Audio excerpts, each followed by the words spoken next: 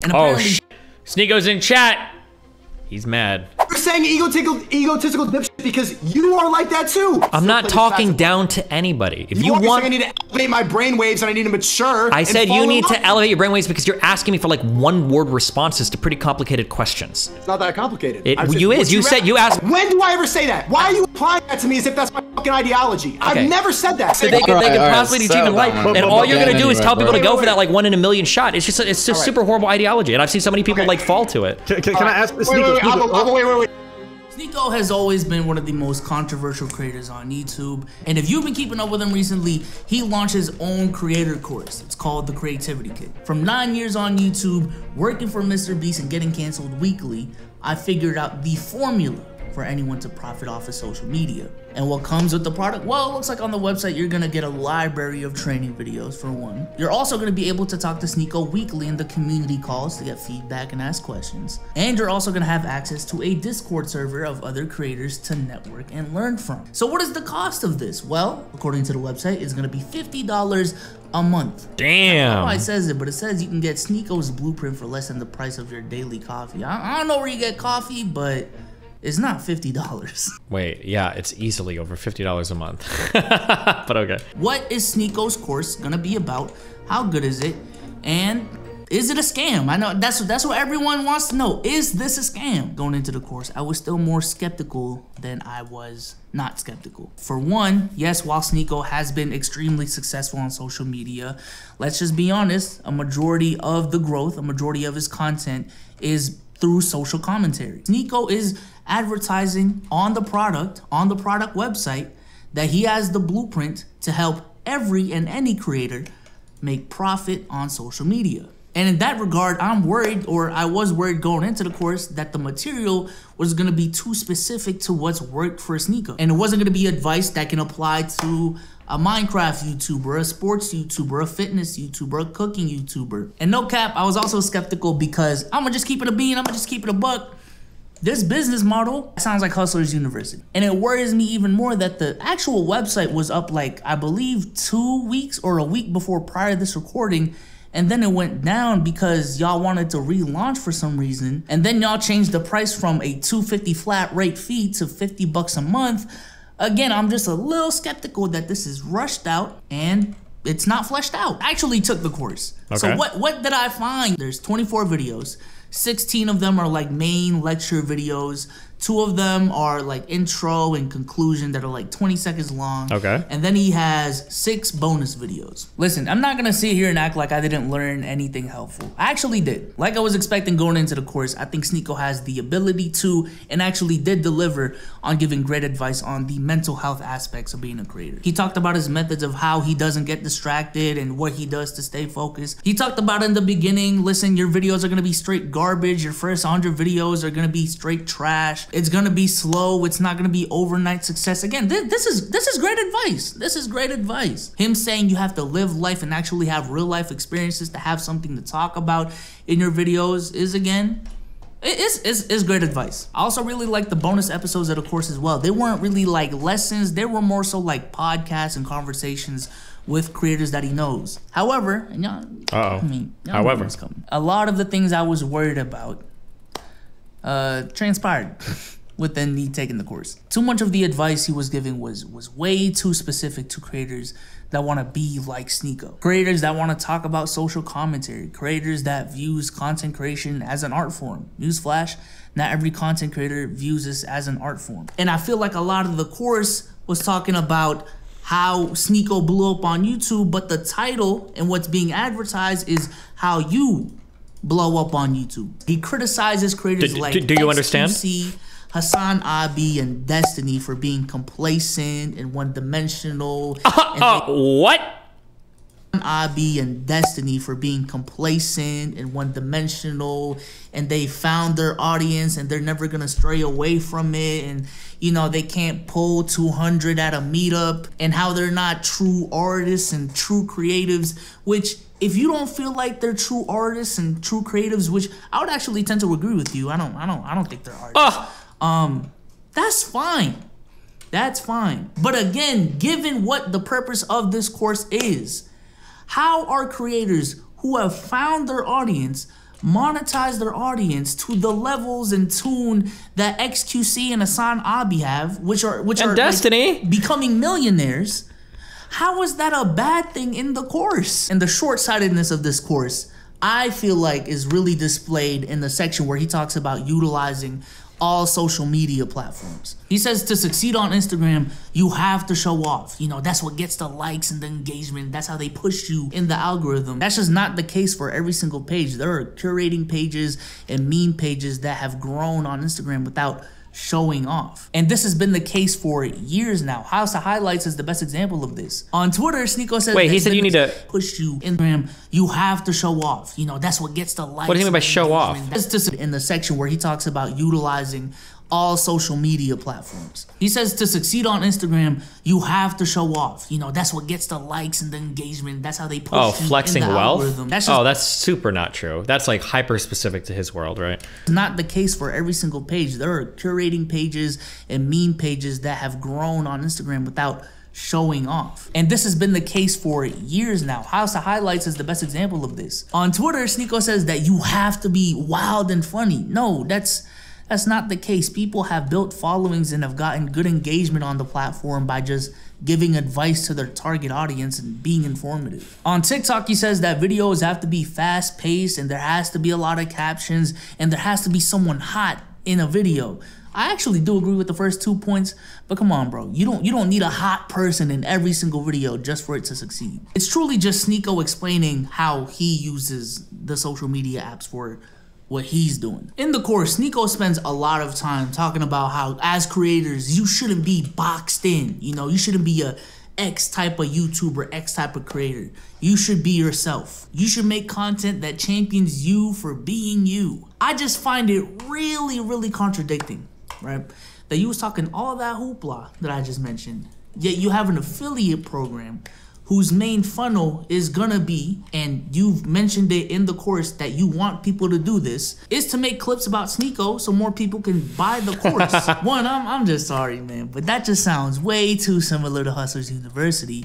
But two, isn't that pigeonholing and boxing in the creators that are taking your course? I'm in the Discord and a bunch of people are talking and conversing about how to make Sneako clips. They should be focused on making their own content and bettering their own content. That should not be the case. So Sneako, I'm just confused. Do you want us to be original or just be your plug channel? So not only is the advice shoddy to me, the actual quality of the videos is not good. A majority of the lectures are just one take OBS recordings, you know, slight cuts here and there. There's a photo here and there, a clip here and there, but that's about it. Like in the videos, you can see and hear you know, the donation sound on streams. You know what I mean. That sound, like, come on, man, that shouldn't be in these videos. Also in the Discord, people have expressed frustrations with how the video playback buffers like a lot. This brings me to an interesting situation that I saw unfold in the Discord. Now, this guy was like the first person that I saw bring up this issue,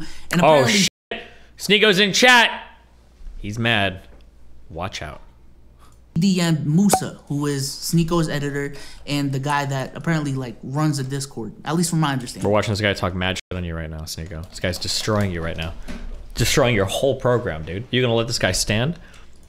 Correct me if I'm wrong. The guy asked him like, yo, why are the videos buffering? Like, they're damn near unplayable. You know, is there a way for me to get a zip version of the course so I can download it? And if not, like, can I get a full refund? And the editor's response to the DM was, yo, no one else is experiencing this issue. It's clearly a you problem. Like, what do you want me to do with this? And then the guy talked about the conversation, posted screenshots in a text channel called Testimonials. And y'all know what testimonials are. You're supposed to be able to give feedback on your experience, whether it's good or bad. Why don't you watch one of my main channel videos? Maybe we will tomorrow, okay? And in his testimonial, the guy says, basically every product you buy these days allow a full refund if the product doesn't work for you. I can't watch these videos because my internet is bad despite having 100 megabits per second download. And so I cannot gain any value out of them. I've asked everyone all the way up to Musa for a refund and the response I got was surprisingly rude and unhelpful. So I was forced to file a claim through my bank. It's depressing that you guys chose to run your business this way. There's my testimonial. Watch it get removed because you guys don't unplug kids from the Matrix. You just plugged them into your own matrix. And you know what happened? Yo, what happened, Bezos? Like, what happened? Post got removed. The post got removed. That just can't be the case. And let me just speak on the Discord community real quick. If you buy the course, you get in this community, and it's a pretty active community. VCs are pretty active. There's also community calls every single week. I personally haven't attended one, but I'm assuming it's like an AMA. Let me ask Sneako about the course type shit. I just attended one, and that's exactly what it is. Like, it's cool, it's fine, I just can't. So everything I've talked about is just what's been on the course, but I'm gonna be honest, there's a lot of topics that are just missing. How is there not a section on titles and thumbnails? The only portion in the course where they even talked about titles and thumbnails really was like a 2-minute part of the conversation he had with Steezy Kane in a bonus episode. Bonus? That should not be something that's just you know, a part of a bonus episode. Same thing with brand deals and brand negotiation. That was like a 1-minute segment in the Jordan Welch video, and the only other reference to brand deals was the fact that Sneako doesn't get any. Other topics that should have been no-brainers: equipment, software, the value of a Patreon, a section on outsourcing, how people actually get paid on Damn, social media, Sneako, this guy's roasting you. Long form. Heck, let's lower the bar even more. You don't have to explain the code and the actual algorithm of YouTube, but how about just an attempt at talking about the YouTube algorithm and how it works? That's not even there, even though there's a section on the TikTok algorithm and how that works, but the very first lecture in the video is how to get 1,000 subscribers on YouTube, and you're not even gonna explain the YouTube algorithm in your lens? Like, come on, bro. And if they're not missing, like I outlined previously, a lot of it is just not fleshed out. There's a lecture in the course titled Monetizing Other Platforms. And let me just ask you, what do you think a video like that would be about? Personally, I think it'd be about all the different ways you can make money on all the different platforms. Like, for example, YouTube has AdSense, which has subscriptions, donations. I feel like that's what you would expect as well. Now, let me tell you what the actual video was about. The actual video was about Instagram. However, oh shit, he hung up. it wasn't just about Instagram. It explained how giveaways worked on Instagram, which, to their credit, actually didn't know how it worked. So I did learn how those big giveaways work. He broke down the economics of that. I learned something myself. But that whole lecture, that was it. That was it. Maybe he mentioned like how on Instagram you can sell pages, but that's it. Didn't talk about other social media platforms. Hi, what's up? Yo, what up? What's poppin'? Not much. We're listening to this guy roast your program. What the fuck? Yeah, this is pretty old. This is like a month old. We've fixed a lot of these problems since then. And what do you think about the fact that all streamers and everybody only reacts to negative things about me? Like, you talk pretty highly about my main channel videos. You're like, oh, he makes good content in the past. But every time another streamer, anybody talks about me, has to be something negative. Well, I just react to whatever chat links me generally. Are you at, like, the stuff I've reacted to negatively has mainly been stuff that you've wanted to watch with me, like other streamers talking shit on you? But every video, every single day, there's another one. Well, yeah, I mean... Do you think, I was just thinking, like, before joining the stream, drama is just what everyone wants to watch. And it's been pretty eye-opening seeing all these videos. It's like, when you get to a certain point, you probably experience the same thing. Everybody just needs to see something wrong. People like to see you fall when you're up. Yeah, I mean, negativity sells. Like, that's just... do you think he's actually roasting it? I saw some of that video, and the one part that I did criticize Musa for was deleting that testimonial. I did not know he did that. Other than that, like, what in the video was that valid? What criticism do you think were valid in there? You can keep watching if you want to. Sure. There's not much left. I don't know. It seems pretty fair. It seems like he's worried that some of the advice that was given was like a little bit too specific. The one part I didn't like was that he's saying that because I'm telling people how to clip up my streams and put it on TikTok, that means it's the only type of content that I'm promoting, and that's not true. Those things don't have to be mutually exclusive. Okay. I can't speak because I haven't seen the program. Like, well, what's your take? How long is that video? Like 20 minutes? Yeah, but I mean, I haven't seen the program. So he says that he feels like you talk about that a lot or too much or whatever, but maybe you don't talk about it too much, but I haven't seen like the other stuff that you talk about, so I can't really say. Okay. Right? I don't know. I just turned on my stream. Chat, we're watching some guy talk about the creativity kit. This was a month ago, I think, when we first launched it. It was a one-time payment at the time, and now it's $50 a month. And since then, what we did to circumvent like people saying that there's not enough information in the creativity kit, we do 3 calls a week. I do three hours a week. We all do a networking call. I do Q&As. I bring on special guests. I brought on multi-millionaires. We talk. And we've even found I got people jobs in the creativity kit. I got somebody an editing job. This guy, Steph, is cold. Another red pill guy that you wouldn't agree with, hopped in one of my streams. And then he hit me up asking for an editor. I went to the creativity kit, asked for an editor. Now he found a full-time guy. So it's a great place to network and develop the skills to make money online. But I feel like your sentiment here and overall like the blue pill ideology is that not everybody can get rich, and that not like that everybody in your chat right now, it's like instead of trying to improve, instead of trying to find a way to make more money, it's like they'd rather just like get in a chat and waste their time and not improve it all. Like, oh, well, everything else is, these are crypto nerds. Like, why don't you try to make some money online instead of watching Destiny all day? I mean, there are things you can do to like improve yourself, but like trying to learn how to make money online is probably one of the most worthless things you can do for self-improvement. That's such a dumb thing to say, because you spend hours online. Like you literally are a professional moneymaker online. Why would you say that it's a dumb way to make money when that's what you do? Because my job is a 1 in a million job.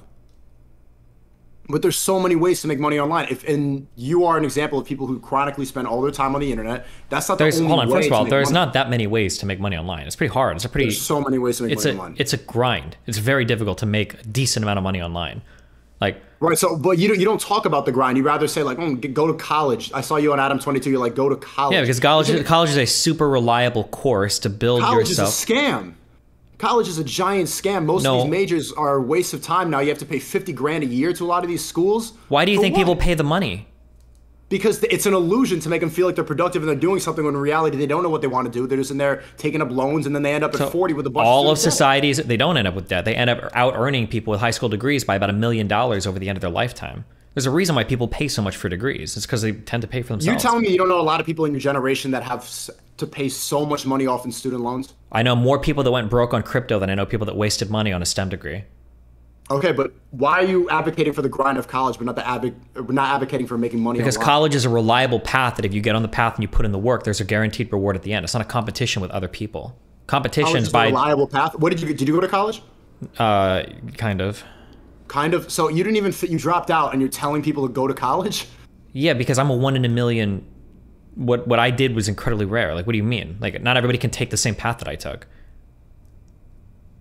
Why are you not advocating? Like, if you know how to do it, why don't you try to tell people how to do it? You're not a 1 in a million. Like, do you think what you did is that difficult? I was literally the first person in the world to quit their job and do streaming as a profession. Yeah, like I think that's a 1 in a 10 or 100 million or 1 in 9 billion. Yeah, like yeah, I think it's an incredibly rare thing. Like even on the Twitch platform, to be somebody that makes a living is like a 1 out of 100,000 thing. What are there, like 10 million streamers on Twitch or whatever? It's some absurdly high number. And I think you have to grind to get it. There's a lot of people. It's not just grinding. No. College is a grind that you can grind on and get a career waiting for you at the end. Streaming is a lot of luck. You have to be lucky enough. You have to have a lot of these people to like figure out that they don't. Okay, they get a job at some office with a boss with a pension, 5 days a week. Nobody wants to do that anymore. Nobody wants to be a slave to that.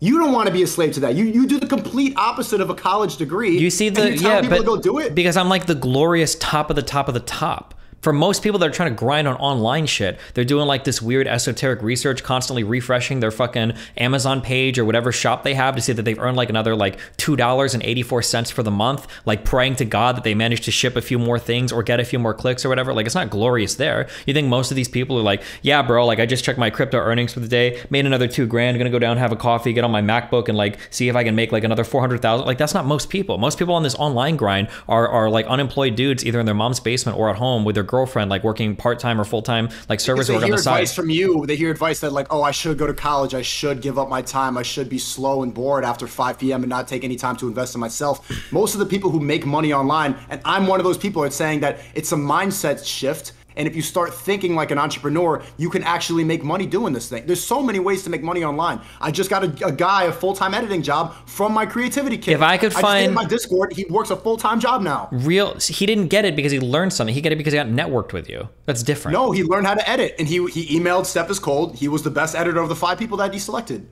You have to get good at editing. There's a lot of skills. He didn't learn editing from your program. He got networked in your program.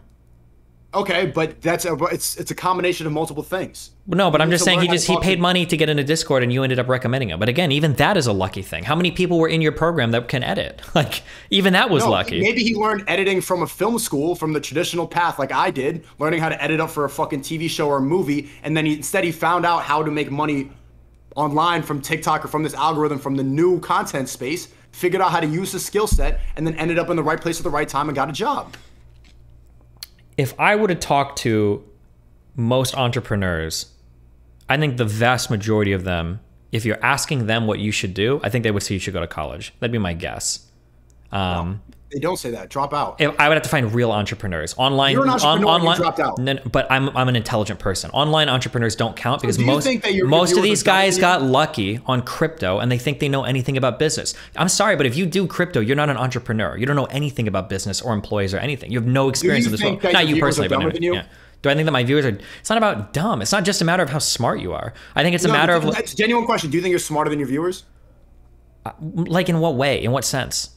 You said that you're an intelligent person. You're 1 in a million. Not everybody could do what you do. Do you? When I say I'm 1 in a million and not everybody can do what I do, what I mean by that is that throughout my life, before I was 22, 21 years old, I developed a hyper-specific set of skills, and I wound up in a hyper-select moment in history where a hyper-select amount of technology was available at a time. Lucky? Yeah, a lot of it was. Yeah. Oh, come on, man.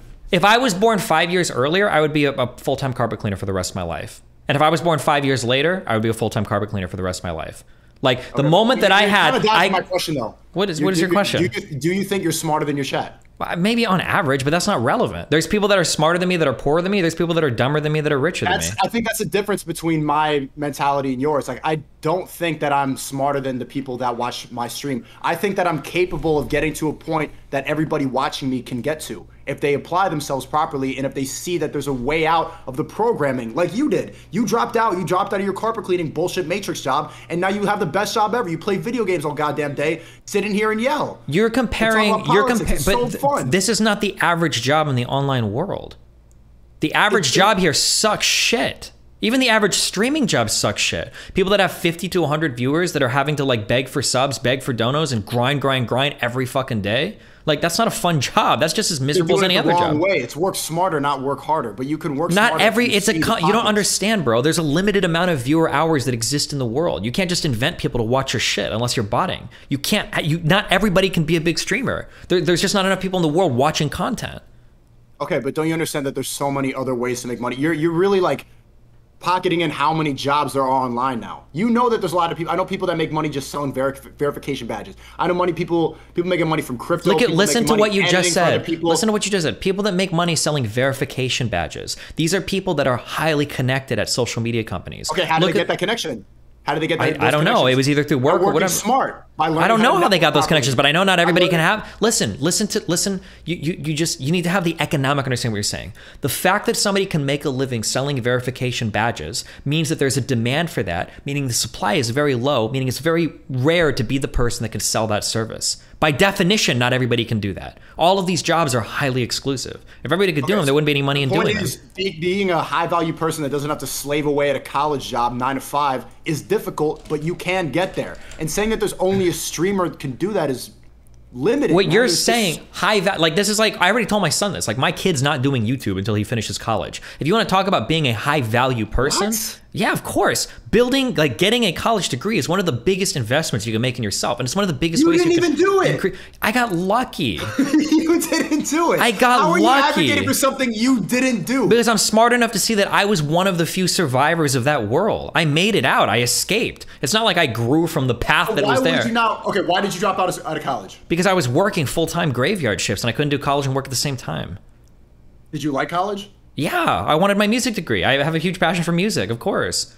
Okay, do you need a music degree to be successful in the music industry? You don't need one, but it helps. No, you don't. It doesn't help. How does it not help? Bro, it doesn't. What did you want to do? You wanted to be an engineer? No, but there was a really good saxophone program at my school. Being in that program gives you the opportunity to play the saxophone? Yeah, that was my. Why do you think I have a saxophone background? You want to get a degree to play the saxophone? It's not about getting a fucking degree. It's about having the. That's what you're saying it is. It's about having the opportunity at school to play with other talented people. It's about the workshops you get connected to. It's about the traveling that your college sponsors. It's about the ensembles that you get to play with and the experience you get to build while being part of that ensemble. Otherwise, what? I'm gonna go busk downtown and hope that a good player shows up and wants to gig with me. Things? You can't do all of those things by meeting the right people. You can learn how to build an atomic bomb by reading the right Wikipedia articles. That doesn't mean everybody can do it. It's nice having people to tutor you and mentor you and help you. You're saying it's a safe space. It's a comfort zone for people who don't want to apply themselves. It's not about a safe space. It's about. You don't need a fucking degree to get to play the saxophone. You just need to know the right people, get in a band, and then go travel, get the experience of playing with other people. There's no, bro, who played the saxophone? Miles Davis. But he didn't get a fucking degree. There's not one saxophone player that you look up to who went to school for that. Don't you see the First of all, there? College was a safe space for you because you wanted to become a saxophone player. Firstly, Miles Davis is harder to actually do it. Miles, I don't give a fuck, but I get the point. There's someone else who played the saxophone. The point is that you wanted to become a successful saxophone player, and instead of applying yourself, you took the safe space in the belief, this imaginary world that going to school for was actually going to get you a fucking job doing it. When that's not true. You need to put yourself in the right situations. You need to talk to the right people in order to become successful. That doesn't matter. A degree for saxophone. I don't know how to break through your programming. Who the fuck plays saxophone? I don't know how to break through. No, most people probably didn't go to school. Just like a lot of great programmers didn't go to school. A lot of great developers didn't go to school. But the reality is that if you're searching online, this is the advice that I give everybody. If you're searching online for something to do besides going to school, you are the perfect person to go to school. That's what you need to do.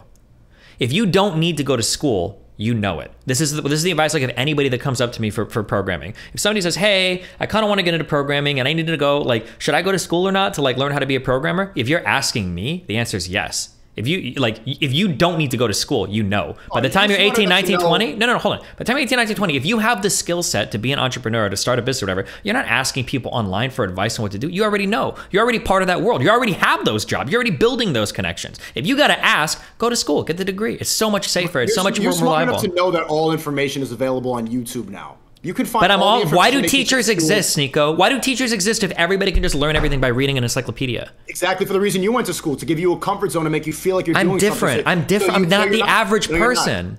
Okay. You were when you were in college. When you were wanting to play the saxophone, you wanted to feel like you were doing something. You really wanted to go be independent and be an artist, and you decided to take the safe space of college. That's what college provides for you. A zone to make you feel like you're progressing when you're really not. You're just giving money to other people. You literally are progressing. You're learning skills every single day in a college classroom. You can learn an instrument. You can learn an instrument from YouTube tutorials. You could. You don't need school.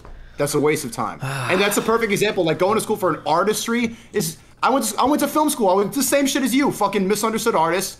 You know, I was in film school. It's a waste. Misunderstood artist. Yeah, you wanted to play the saxophone. You were deep in there. You're trying to swoon a girl with a fedora on. Man, I know where you were. You were probably on Reddit forums and stuff like that. You said "m'lady," and then you walked into the jazz club smoking a cigarette. You were misunderstood.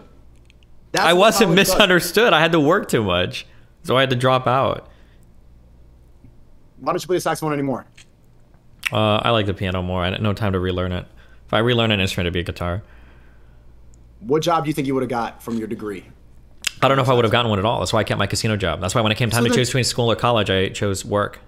So you're saying you wouldn't have gotten a job playing the saxophone, but you're still advocating for people to go get a job. How does that make sense? I'm saying that I didn't have the luxury of being able to go into infinite debt and screw around on the internet to figure out if I could make it big or not, because I had bills to pay and I had nobody in my life to support me. So when it came time to choose between doing school for a saxophone degree versus working full-time at the casino, if I live here on my own and I either have to pay my rent or be homeless, I chose the reliable job at the casino. That was my choice. Okay. Would you have found a job if you stayed in school? Maybe. I don't know. Who knows? I don't know what that path looked like. I didn't get to finish school. Do you regret it? Do you want to go back?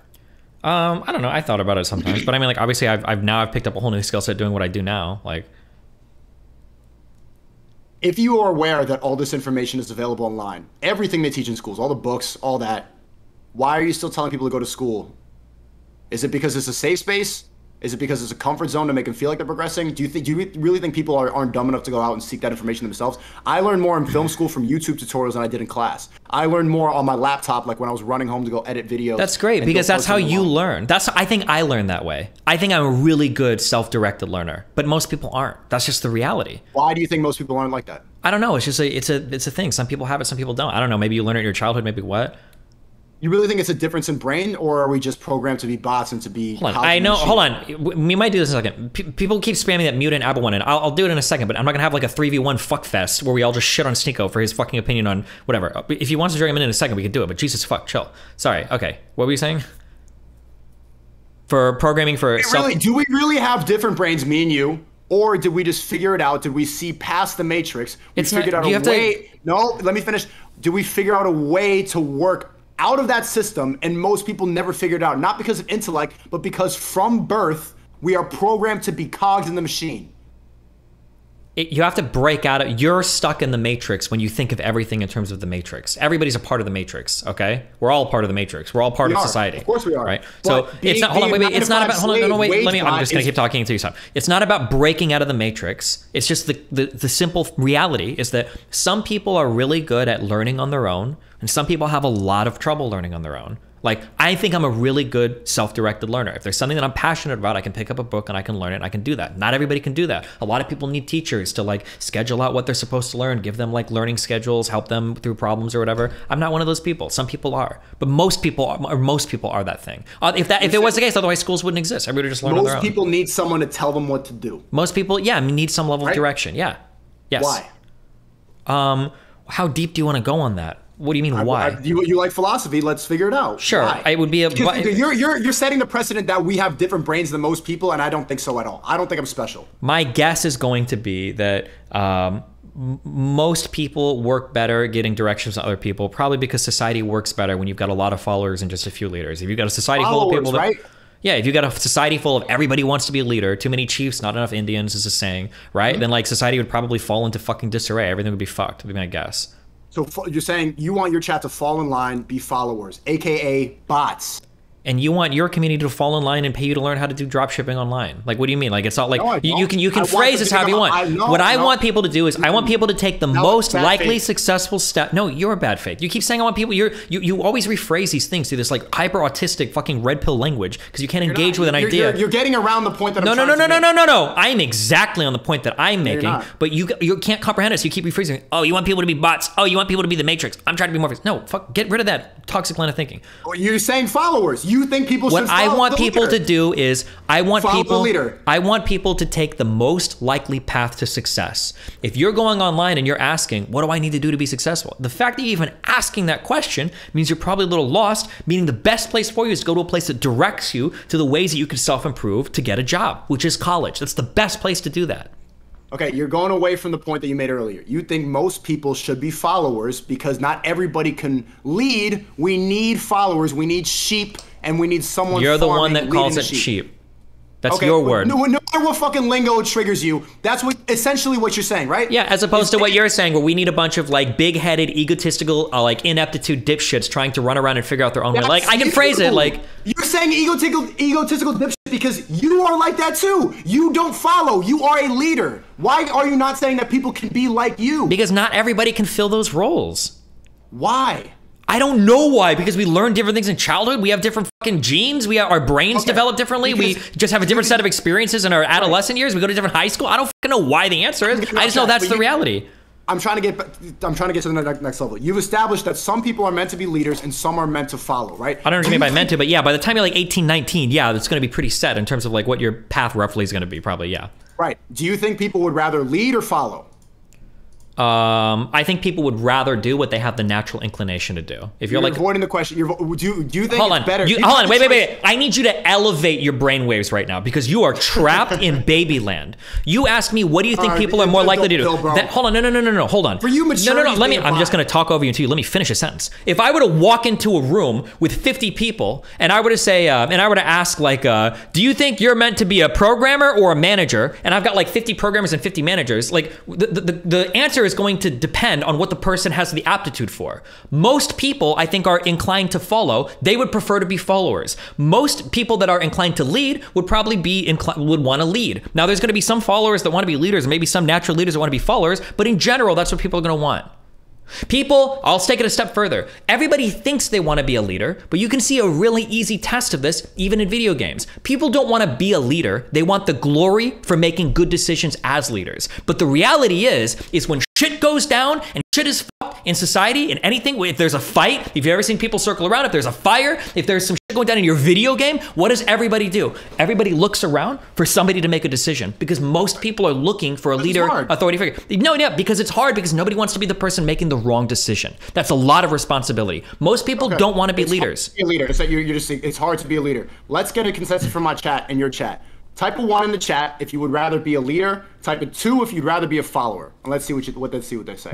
I know all my chat would rather be leaders. I want to see what they think they want to be leaders. But like, if you're playing League of Legends, if you're playing CS:GO, if you're playing whatever, how many times are you the one shot calling? How many times are you the one making the hard decision? How many times are you okay being the one that makes the bad call and getting like all the fucking responsibility for it? Like, I can see the difference in our audiences right now. Your chat's all saying 2, they'd rather be followers, and mine's all saying 1, they would rather be leaders. Okay. So it's just a difference in our ideologies. You are purporting that people need to fall in line, and I'm purporting that people need to go and make themselves better. Everyone here wants to lead, they want to improve. Everyone in your chat is just kind of giving up on that, giving up on their dreams. They were once the saxophone player, and they're like, meh, I'm gonna go be a carpet cleaner for the rest of my life. My chat wants to go play the saxophone. It's okay if you accept the fact that you want to go clean carpets for the rest of your life, but then don't talk down to people who are trying to. I'm not talking down to anybody. If you want, I need to elevate my brainwaves and I need to mature. I said you need to elevate your brainwaves because you're asking me for like one-word responses to pretty complicated questions. It's not that complicated. You asked me what would people rather do, and I would. What would you rather? And the answer is people would rather do what they have the inclination to do. Followers would rather follow, leaders would rather lead. You're telling me that like your chat is full of people who want to be leaders, my chat are sheep that want to be followers. My question is, if you have so many leaders in your chat, why the fuck are they watching your stream at 9:30 EST on a Friday night? Not leaders, it's that they want to. And they're learning that here? They're not learning skills here to be leaders. Do you want me to tell you what future leaders are doing? Because what I'm saying is college is a scam. Bottom to top. You want me to tell you what future leaders are doing right now? 18, 19-year-old future leaders? What? They're working on a project. They might be programmers. They're contributing to big repos online. They've got some like pet project that they're working on that they might have downloaded illegally fucking books to learn new programming languages for. That might be a guy that's a programmer. Other leaders might be people that are right now at a shop with their dad who owns a business, who's trying to pick up the tricks and trade of whatever the fuck they're doing. Those guys are leaders. There might be other people that are actually out hustling. And when I say hustling, I mean they're actually making the connections that they need to do, talking to the people they need to talk to. Yeah, they're out there doing shit. They're not watching videos online for like how to be a leader. Destiny, would you call me a leader? Yeah, probably. Yeah, of course. Do you want to know how I got this information, how I learned this? Sure. From videos online, from watching people You're like dead Patrice wrong. O'Neal, This is what you are the. No, let me explain it before you go on another. Okay, go ahead. Careful though, because you're so wrong. But go for it. Stand-up comedians. I was inspired by people who knew more than me, who got there on their own. I listened to life stories, I listened to information, and then I applied myself. Just because they're on here watching this, because a lot of people watch myself every single day. They're not watching it all. They're not spending all. I tell them to get off the shit too. Don't watch this chronically and think that you're progressing. When did in life. When did you start watching Patrice O'Neal? When I was like 15, 16, I started watching Bill Burr when I was like 10, Louis C.K. when I was like 9. Okay, all these Louis C.K. and Bill Burr are not giving you life. I don't know how much Patrice O'Neal gives, but like yes, he did. Cult of Black Phillip was in like a men's health podcast. None of these people are why you're successful. Okay, I'm gonna. How are you gonna tell me how? Because I know why you were successful. Because I can see it. You were successful because you started working on your craft when you were fucking 14 years old. Maybe probably earlier. I bet it was before you were 14. Probably 12 or 13, right? That's why you're successful doing. No. Everybody did. No. Everybody has a YouTube channel. No. The reason I continued was listening to people that inspired me. You cannot continue making art if you are not inspired by somebody. Everybody started a Call of Duty channel at 14. What made me continue? What made me? Where did I learn things? Where did I hear other people's life experience? Where did I hear people's life stories? Online? YouTube changed my life. A lot of these people I would have never heard about, and that information is stuff I still think about today. I got Dave Chappelle up here. I watch all of his interviews. Stuff like that has still resonated with me to this day, and I was watching it on a Friday night. If everybody has a YouTube chat, why doesn't everybody become a big YouTuber? Because they listen to people like you and they fall in line before deciding that they can go do it themselves. And if they want to go clean carpets or to play the saxophone, fuck it. But everybody in my chat wants to play the saxophone. If you were to take the median income of a group of 100 people that go to college and get degrees versus a group of 100 people that try to make it online, on average, which group do you think is making more money? Probably the college people. All right, well, at least you have a realistic look at things. And do you want to know why that is? Yeah, because most of the people that try to make it online end up failing out, and then they end up working at McDonald's or 7-Eleven for the rest of their lives. Because everything in society is programmed so that you're a failure and that you fall in line, like you're doing. They want you to be sheep. They want you to be programmed. They need you to follow so that they can take all the money, take all the resources, and do whatever the fuck they want. So most people will give up. everything. College, giving your money away. No rich people that I talk to, I don't know about you, all the entrepreneurs that I know say college is a scam. Yeah, because the entrepreneurs you know don't know how to make money. They don't know how to make businesses. They got lucky with some online scam shit. The online world has poisoned your guys' fucking brains. You guys are looking at these fucking retards that got lucky on shit coins and then scam people with rug pull after rug pull, and you think these are the guys that are building businesses. These guys don't do any real, I hate to be the online guy that says this, but these guys don't work with anything. They don't have brick and mortar stores. They don't have fucking customers. They don't have fucking employees. These are guys that only exist, like if the internet were to be deleted, these people would be wiped from existence. They have nothing. Like, I'm even hesitant to call myself a businessman, but at least I have employees and like actual infrastructure that I can fucking point to. But dude, you're gonna look at these guys that got lucky on a crypto coin and then scam the fuck out of all their followers over and over again and then sell NFTs, and you're gonna tell me these people can tell you how to be an entrepreneur? Bro, you have to go to the real world and look at how people are actually learning shit. Like if you get off of the online world, off of the NFT shitscape, and you ask real life people, bro, what do you think we can do to like increase our fucking earning potential, like become better people? At the very least, let's say fucking get an MBA or go to do some shit and get like your 4-year degree in college. Like every single successful entrepreneur will tell you that. Absolutely. Maybe not in the online crypto world, but for real life business people, of course they'll tell you that. Okay, I'm going to Romania tomorrow to go meet with the Tates. Do you think that those are an example of like crypto nerds who just got lucky gambling? Didn't they get lucky because they fucking like had like a million fucking girls that they were taking OnlyFans money from, working in the basement of like a fucking... lucky? It's not lucky. It was a good business model. You just said it was lucky. It was a good business model, but that's not... No, did I say that was lucky? I just asked you how they made their money.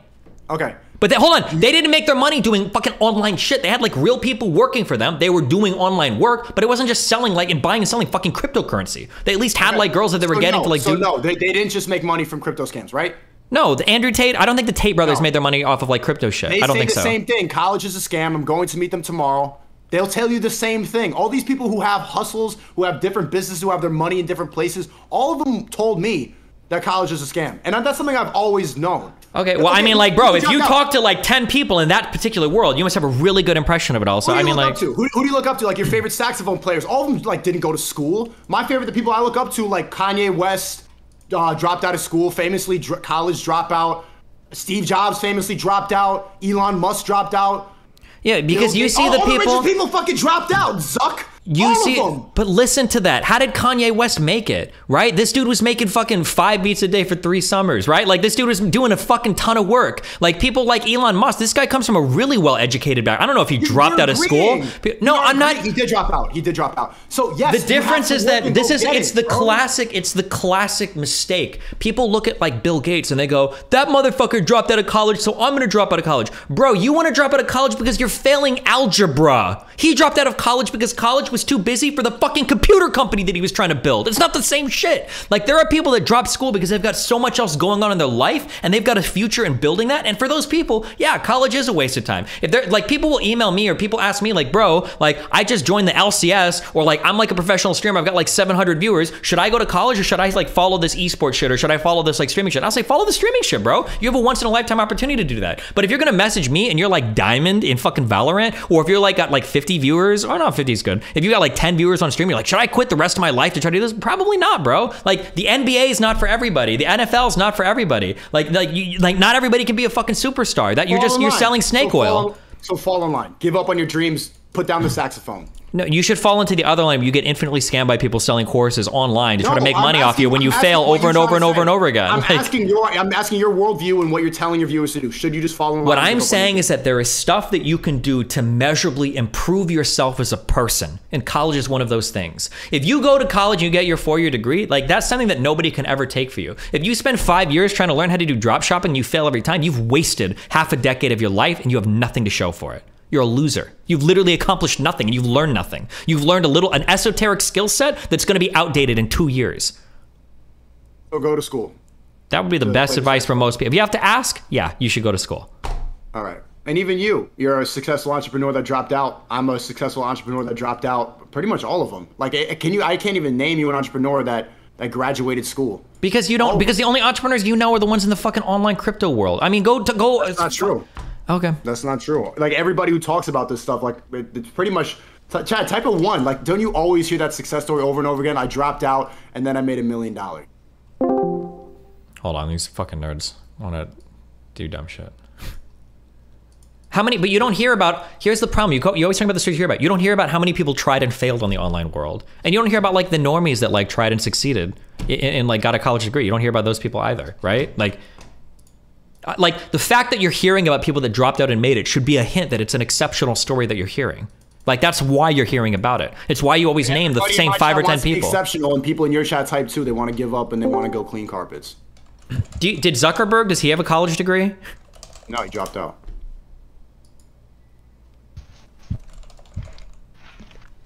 Okay, hey, hold on. To be clear, okay, Zuckerberg dropped out of Harvard. Okay? So Zuckerberg was not a failure in school. I'm pretty sure Bill Gates is the same. Bill Gates dropped out of Harvard. So these guys are like very good students. They didn't drop out of fucking ASU, okay? Arizona State University. Okay. Zuckerberg was in Harvard and he had an actual proof of concept before he started Facebook, before he dropped out, so not a good example. Also, Musk was working on a PhD. Earlier, Jesus. Yeah, well, okay, I also want to say, when you mentioned Steve Jobs, you're also forgetting the amount of like graduates that worked in developing Apple OS within like the actual Mac OS systems and all the various products they made. Like Steve Jobs wasn't the only one that made the iPhone. It was a bunch of talented engineers from like various institutes that made that product come to a reality. Like one dropout wasn't the only one that made it, you know? If you want to drag anybody here, you can add them too, because these guys wanted to open, so I'm telling Sneako. So I think when you say like followers and leaders, like the thing about followers and leaders is like it ultimately becomes like a symbiotic relationship, you know, between like two people. Like obviously, like Destiny said, not everybody can lead, because when you look at a fire going on, there's one person that jumps in and like 9 of them just stay back. That's not really a detriment to them. It's just like there's going to be people that like know how to lead, and there's people that are really, really good followers, right? Like if you're gonna run any business, the problem with online businesses and crypto shit is that people made one good fucking investment and now they think they know everything about running a fucking business and like all of that bullshit. A real business isn't all online based. A real business is you develop something, you expand it, you make sure you get a lot of revenue, you bring a lot of people on board with it. Really assuming that I'm a big crypto guy. I've never even been like, I haven't even made much money from crypto. I'm not that person. Yeah. Well, I mean, okay, what is your example of like a good leave the matrix like business? Like, what is like one thing that would just fucking, you know, how would you like sell somebody to leave the matrix? Like, I'm not a big person of college either. I'm also a dropout. My editor Musa is a perfect example of that. He makes $1,000 an hour doing consultation calls. The dude like failed high school, and he'll do one that not only just from editing for me, but he'll do 1,000 an hour consultation calls because he studied the TikTok algorithm, the YouTube algorithm, and all these like older companies that want to get into the content creation space. They want to learn from him. Hold on, so wait, which guy? Musa, my editor. They talked about him in that video about the creativity kit. I don't know if I'm believing. $1,000 an hour consultation calls. $1,000 an hour. Kid's 19. That's been insane.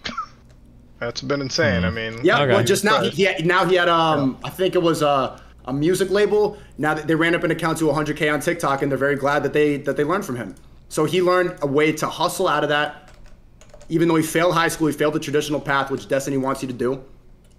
And we're trying to spread that. Wait, he's making $1,000 an hour consulting, and then he's still working for you? Yeah. You must pay a fuck ton, bro. Hey, why are you I'm just saying. I thought you had a Lamborghini and shit. No, I'm just saying. If I made $1,000 an hour doing my own thing, why would I work for somebody else? That's the question you should be asking. He posted the message that I'm spreading. He agrees with me. He watched my videos before I started streaming. He likes. Yeah, but I mean, wouldn't that be a debt? How much do you pay him? Is it enough to make up for the shortfall of time that he's missing out? Like here, let me give you an example. Let's say that I work 5 hours a day, I make $5,000 a day, right? But let's say, oh, I love Destiny so much. Let me just make like f***ing less working for him 2 hours a day because I f*** with his message. That's not really intelligent, now is it? I'm actually killing my income. You understand what I'm saying? Then tell him to quit his job. Like if he likes doing it, what do you want me to say? He doesn't get these calls. Well, that's what I'm saying. Like it doesn't like logically but like what I'm saying is like logically it doesn't make any sense when you say it like that. You know what I mean? Yeah, it's like there's 24 hours in a day. You're trying to optimize your earning. Yeah, he doesn't get these calls like all back to back to back. He gets like 10 calls a month. Okay. That's a perfect example. It's an extra 10K a month he makes doing consultation calls. Okay, so instead of saying like it's per hour, just say it's like $10,000 a month. Well, that's what. Which is not bad. It's just like it's $1,000 for 1 hour on the call. How is that confusing? Yeah, but see how it's like a little. See how it like comes across a little bit like disingenuous. Like we're sitting over here and you're kind of like saying, "Oh, it's $1,000 an hour, right?" So now we're sitting over here wondering, "Oh shit!" Like Destiny, do you agree with me? Bro. No. But like Destiny, do you agree with me that like when he says $1,000 an hour, we're kind of sitting here wondering, "Oh shit, he must do this like every weekday."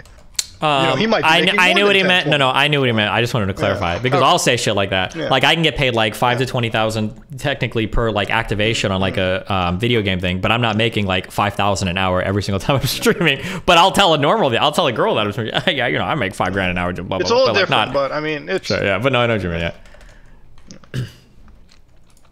I mean that the guy's learning. It's good. It's like 10K a month. That's solid. I mean, it's he's working for you. That's It's a fine. side hustle. His main thing is he takes 25% of the creativity kit, and that's the main source of his income. That's been running up. It's doing well. Well, do you agree that the jobs that we have, like, okay, because I don't consider YouTube to be the job, but like, let's say you're a social media influencer, right? That's a pretty rare job to have, right? Like Destiny mentioned earlier, there's like 10 million like streamers on Twitch. Very few of them have like an actual like earning potentials, right? And even a few of them have like the multi-millionaire levels. There you go. Like my editor is a perfect example of somebody who doesn't have to be on camera, who doesn't have to be this entertaining online personality, and still can run up a bag doing it from the side. Now he takes editing jobs and he just outsources it to other people because he built up a reputation being my editor. So people hire him to be his editor, and now because he knows the algorithm, he just gives it to other kids. They do all the work. He takes the money.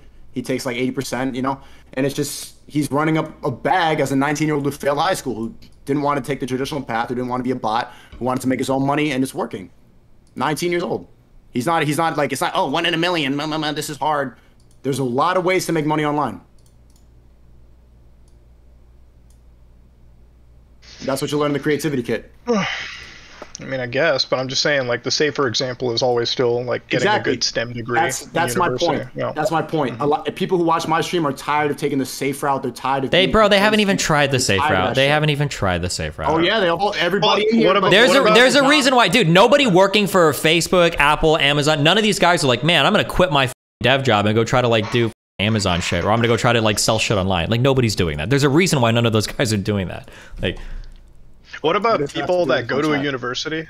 Well, what about people that go to a good university, Sneako, and they like develop a good education, and they also build connections through there? It kind of sounds like this person came to you to like another form of like education, kind of like a college, if you will, and like fucking developed a connection and worked see how through dumb that. That is. Like Destiny earlier has been saying that my shit's a scam when it's $50 a month. He went to Saxophone. Whoa, I didn't say your shit. Hold on, whoa. I did not say your shit was a scam. Bro. I didn't say it was a scam. Chill. Don't put words in my mouth. All right. I didn't say it was a scam. He didn't say it was a scam. But he's talking down in the creativity kit, saying that it's like, oh, not a scam. I don't want to like trigger you. But you're saying to network and go to school, which is essentially what college is for, networking. $50,000 a year to network. Why not pay? Well, it's also to learn too, right? Like you're going 4 years to learn a STEM degree. No, we also agreed that all the information in college is available online now. You don't need, you could just download the books. You don't need to go listen to this old guy talking in front of a classroom and go to Zoom classes. Just go watch a YouTube video. All the information's online. Yeah, but but the thing is, hold on. The benefit of school is the networking. That's what Destiny said. Like, oh, I could play saxophone across the world, meet successful other jazz players, and I can network and learn a band. Or you can find an online community full of similar like-minded people and work with them. My shit's $50 a month. School's $50K a year. Fuck that. Why? So wait a minute. The idea that this shit is a scam is so stupid. But they don't. Then like people like Destiny be like, go to school. Could people just download your information and like cut you out of the equation and succeed then? Or do they need you? I do 3 calls a week. This is why networking is the most important part. So the old guy you go to learn at university, okay, and I'll give you a great example. Like when you're in like computer sciences or computer engineering, the old guy is not just some old guy. The old guy has like decades of experience. They understand the frameworks, the theory. They're the ones that are going to be they're the ones that are going to teach you how to apply it in a practical sense going forward into like a big company. So roughly you and that old guy that's teaching people in the Zoom class or in real life, they're one and the same. Like, if you're going to talk shit on the old guy, you have to cut yourself out of the equation. People can just download your shit and go on with it, right? Sure. Yeah. They could, like they can download the book. How much does school cost? What's the average cost of a college tuition? What do you think? Is it like 20K a year or what? It's different in America to Canada. For an in-state school? How much is the creativity kit? I don't know, but nobody's getting a job because they said they have the creativity $50 kit. a month. No, I just told you somebody just got a job. Okay, I'm sorry. A measurable amount of people aren't getting jobs because they have the creativity kit. Maybe 1 or 2 people did. My bad. Have you got some? I haven't pulled everybody in the creativity. I've given a lot of people opportunities. People have run up 100K TikTok accounts clipping on my stuff, and they show it to a label, they show it to a company. Look what I can do, and they get jobs. Or people like Musa can now do $1,000 for 1 hour of a call because he's shown that he knows the algorithm.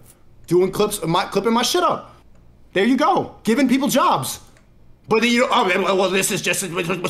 You guys so adamantly want to defend the Matrix and defend paying fucking $100K a year for this. Okay, but you know you Damn, can't college gets leave more the inflated Matrix, every right? time you bring up the cause. I don't understand this. Hold on. Just a side tangent. What is the Matrix? You know you can never actually leave the Matrix, right? We're all part of the Matrix. Yeah, but you can limit how much you're actually in it. Okay, but you're still underneath the Matrix. So you said earlier, like, nobody has a boss they respond to. Dude, everyone's got a boss. That's I true. got a boss. That's Destiny's true. got a boss. You got a boss. All right. No matter what, we're all would in you the rather Matrix. get a boss? I was just at the Apple store today, and this lady was just yelling at the Apple store employees, and they all hated it. They called her a bitch as soon as she walked away. Whose boss? Like, I don't have to see my boss. I don't need to look at her. I can make jokes about her. I can tell her to, like, and that's it. That's it. So when it comes to the Matrix, right, like, I think the point is when you go to college or you go to university and you go to, like, structured education, you're picking a safe spot, right? You're picking a safe way to have a safer life. But the thing is about, like, breaking the Matrix, you can't break the Matrix. You can only, like, succeed well within it, right? And not everyone has the means to do that, right? You can watch a million videos on YouTube about how to run a business, right? Perfect example. I went to this fucking Airbnb in Los Angeles. I opened up this fucking YouTube page, and you know what the YouTube, like, first results were? How to fucking make money, how to make money fast, how to make money quick. Like, the guy bought one property, rents it out, calls it a day. You want to make fucking actual money, you need to have capital to do it, all right? Which not many people have. You can't even go to get a business loan these days because credit can be so far down and shit. Not everyone has those opportunities. So they go to university, they go to college to at least get something stable going. Because like Destiny said, time is finite, okay? If you spend your early 20s trying to chase the bag and trying to make the millions of dollars, you'll find out very quickly it's not easy to do that. But if you have 5 years of shit to show for it, like a college education and at least some career, then you can probably do something, you know, safer in your 30s and your 40s down the road, you know? Like, it's called being stable and secure. And some people are cool with that. Most people, I would say, are fine with stable and secure shit. Yeah, I think And too many very people. few My people- idea is that too many people are okay with just a life that's fine. That's just fine. We're sick of that, so they want to go and become better. I think Myron is a good example of somebody who has the main type of capital and then invested into real estate so that he doesn't have to ever work again. You get a source of income with the skill online and then reinvest it into other places. It doesn't have to be crypto, like, which makes Destiny so mad. There's so many ways to become independent. And I think more people should know that instead of taking the safe route. You guys are saying take the safe, easy route that they've laid out in front of you that is meant to keep you a wage slave for the rest of your life. And we can agree to disagree. If you want your chat to do that, then fine. I hated doing that. I hated school. I dropped out like Destiny. I feel like a lot of these courses and a lot of these things would make more sense if they taught people that it wasn't just the internet that you're making money out of, but like actual practical ways somebody could jump into, you know? Like, what is so practical about making money on the internet? Like, how are you gonna, like, you have to have like a high, what should I say? Like, what is the rate of, like, people that succeed? Destiny, I'm sure you have, like, the definition for it, but, like, the people that, like, succeed, you have to have, like, a good throughput rate, I guess, is what the best thing is, right? Like, how many people in your course succeed out of, like, 100 versus college, right? People are gonna pick, you know, which one is a safe option. College and university aren't easy either. If you're going for a STEM degree, if you're going for anything that's licensed, for instance, that's a fucking big-ass commitment. People go to law school and they spend, like, fucking how many years getting to that position, and then they fucking succeed at the end, hopefully, right? At least, like, that's the general perception of it. Same with doctors, same with, like, engineers or anybody in that position. You know, it's like, how many people in your situation succeed? How many Musas are there versus Musas that go to, like, MIT or, like, University of Toronto or, like, a big, you know, Circles like this. Most people will fail because they will give up and they will go back to the safe route as soon as it becomes difficult. A lot of people don't have the opportunity to really fully dive into that. It's difficult. I mean, I was able to do it because I've been focusing on it since I was 14. I saw from the beginning, from a young age, that I did not want to be a wage slave. I did not want to be part of a cognitive system, and so I worked hard. But that's what separates the people, the winners from the losers, is just working hard. Most people are not able to do it. Destiny's encouraging complacency, and I'm encouraging ambition. You gotta stop saying complacent. Hold on, wait. I just want to be clear also. You gotta, the words that you're using are so mind rotted. You're like such a bot when you say that. That like a guy can follow a set path in life and be really successful. You can have a good diet, get good sleep, have a lot of friends, work out, have a good body, go to college, get a good degree, have a good paying job with good benefits, go on vacation, and you're like, you're so complacent. There's nothing complacent about that. That's a successful person by literally every single metric. Like, I would argue that a lot of the people that chase the online shit are more complacent than the people that have like the dedication to follow through with school and get a real job, rather than the people that are working their side hustle, which is really a job at Burger King or Wendy's, and then they're online trying to get rich, like trading coins. Like, that's complacency. You're too scared to actually take steps and do the real work in the real world to actually improve yourself and put yourself in a position to get a good job, and instead you're hoping to get rich quick online.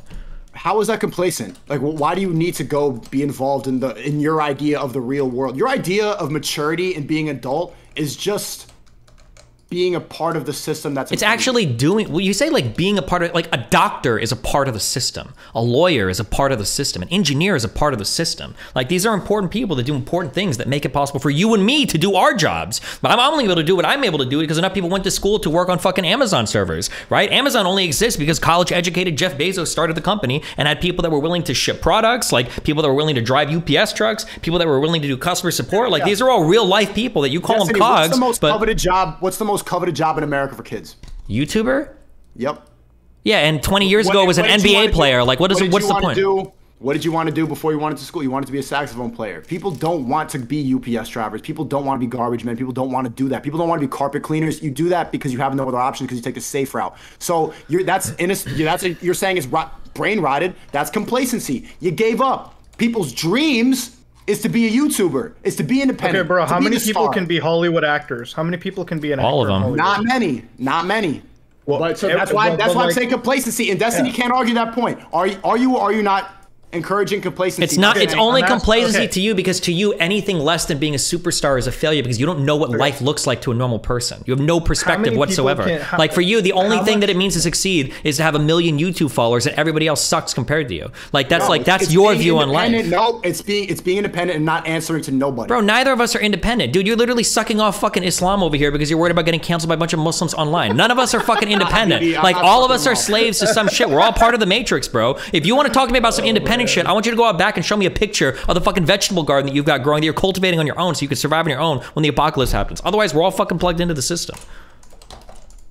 There's levels to how much you can be plugged into the system, and you're encouraging a bigger level than me. If my level is not wanting to get killed by a guy named Ahmed, then fine.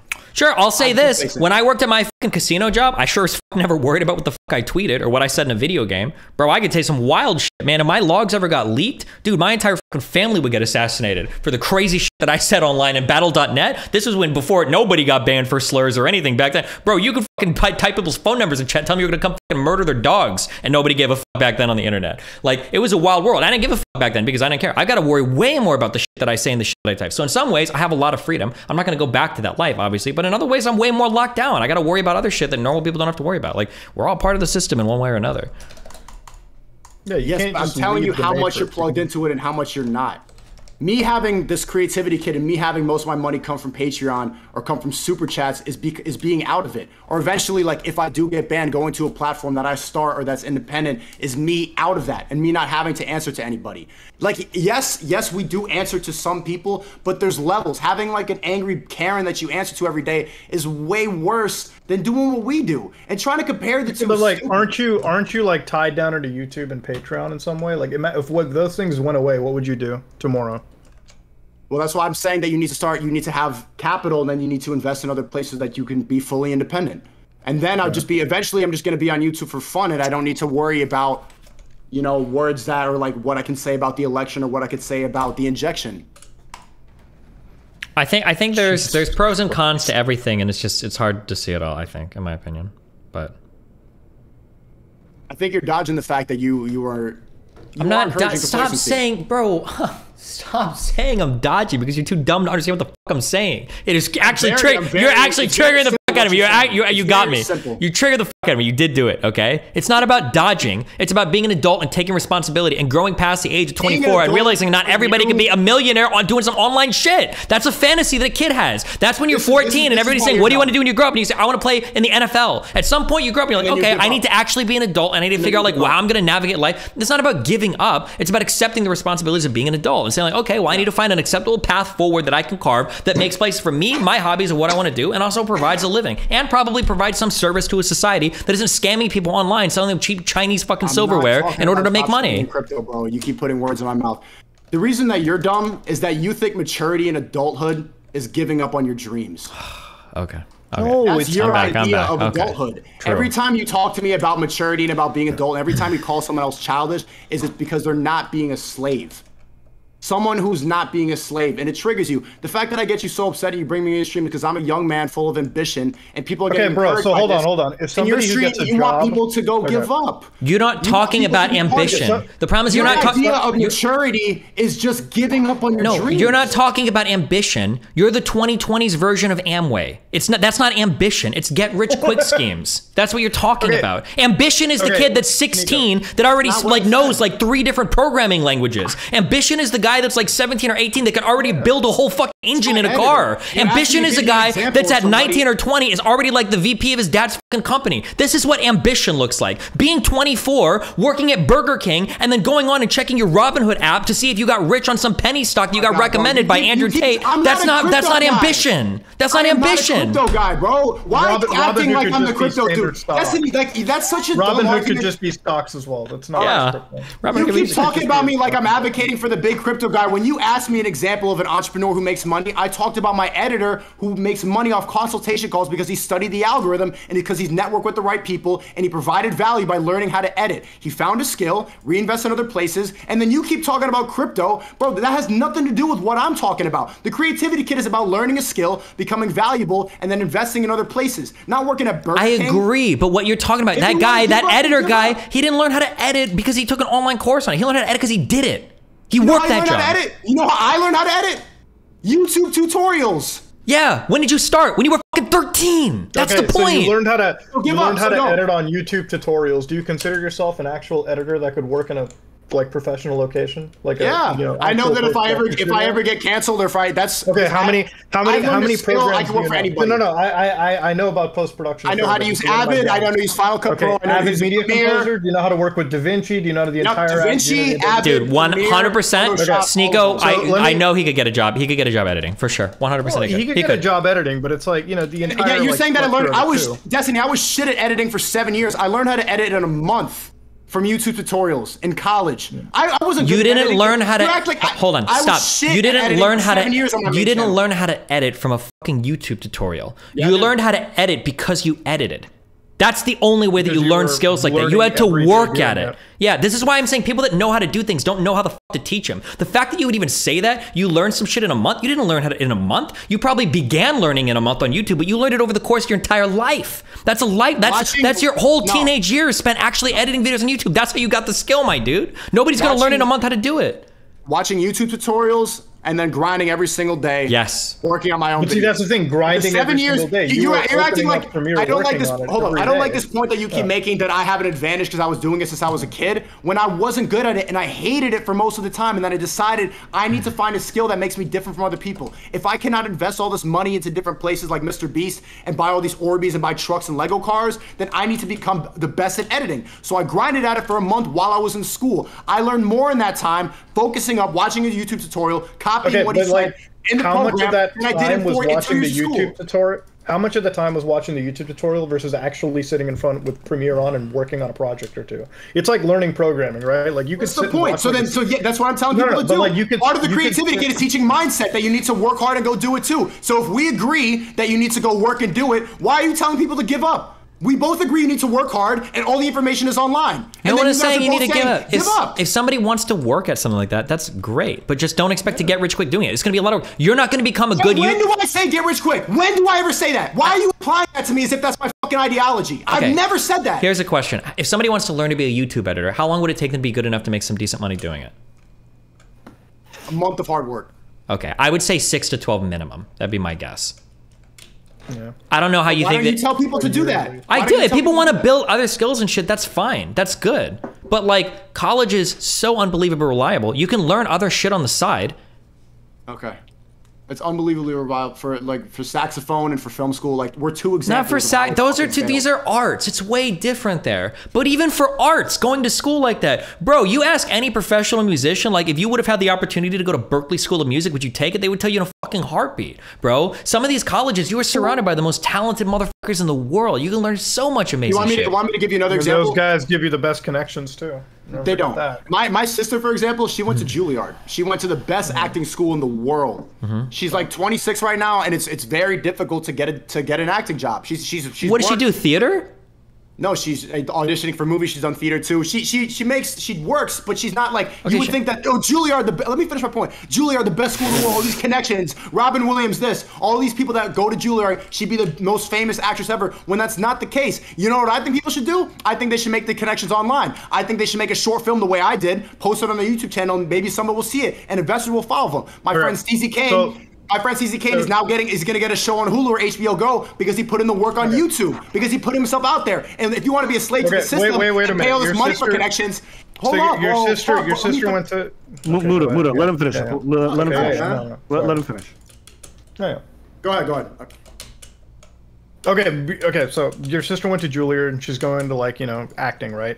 The thing we said earlier too is, like, just a little bit, like 5 minutes ago, going into acting, how many slots do you think exist to be like a big time actor, you know, superstar, right?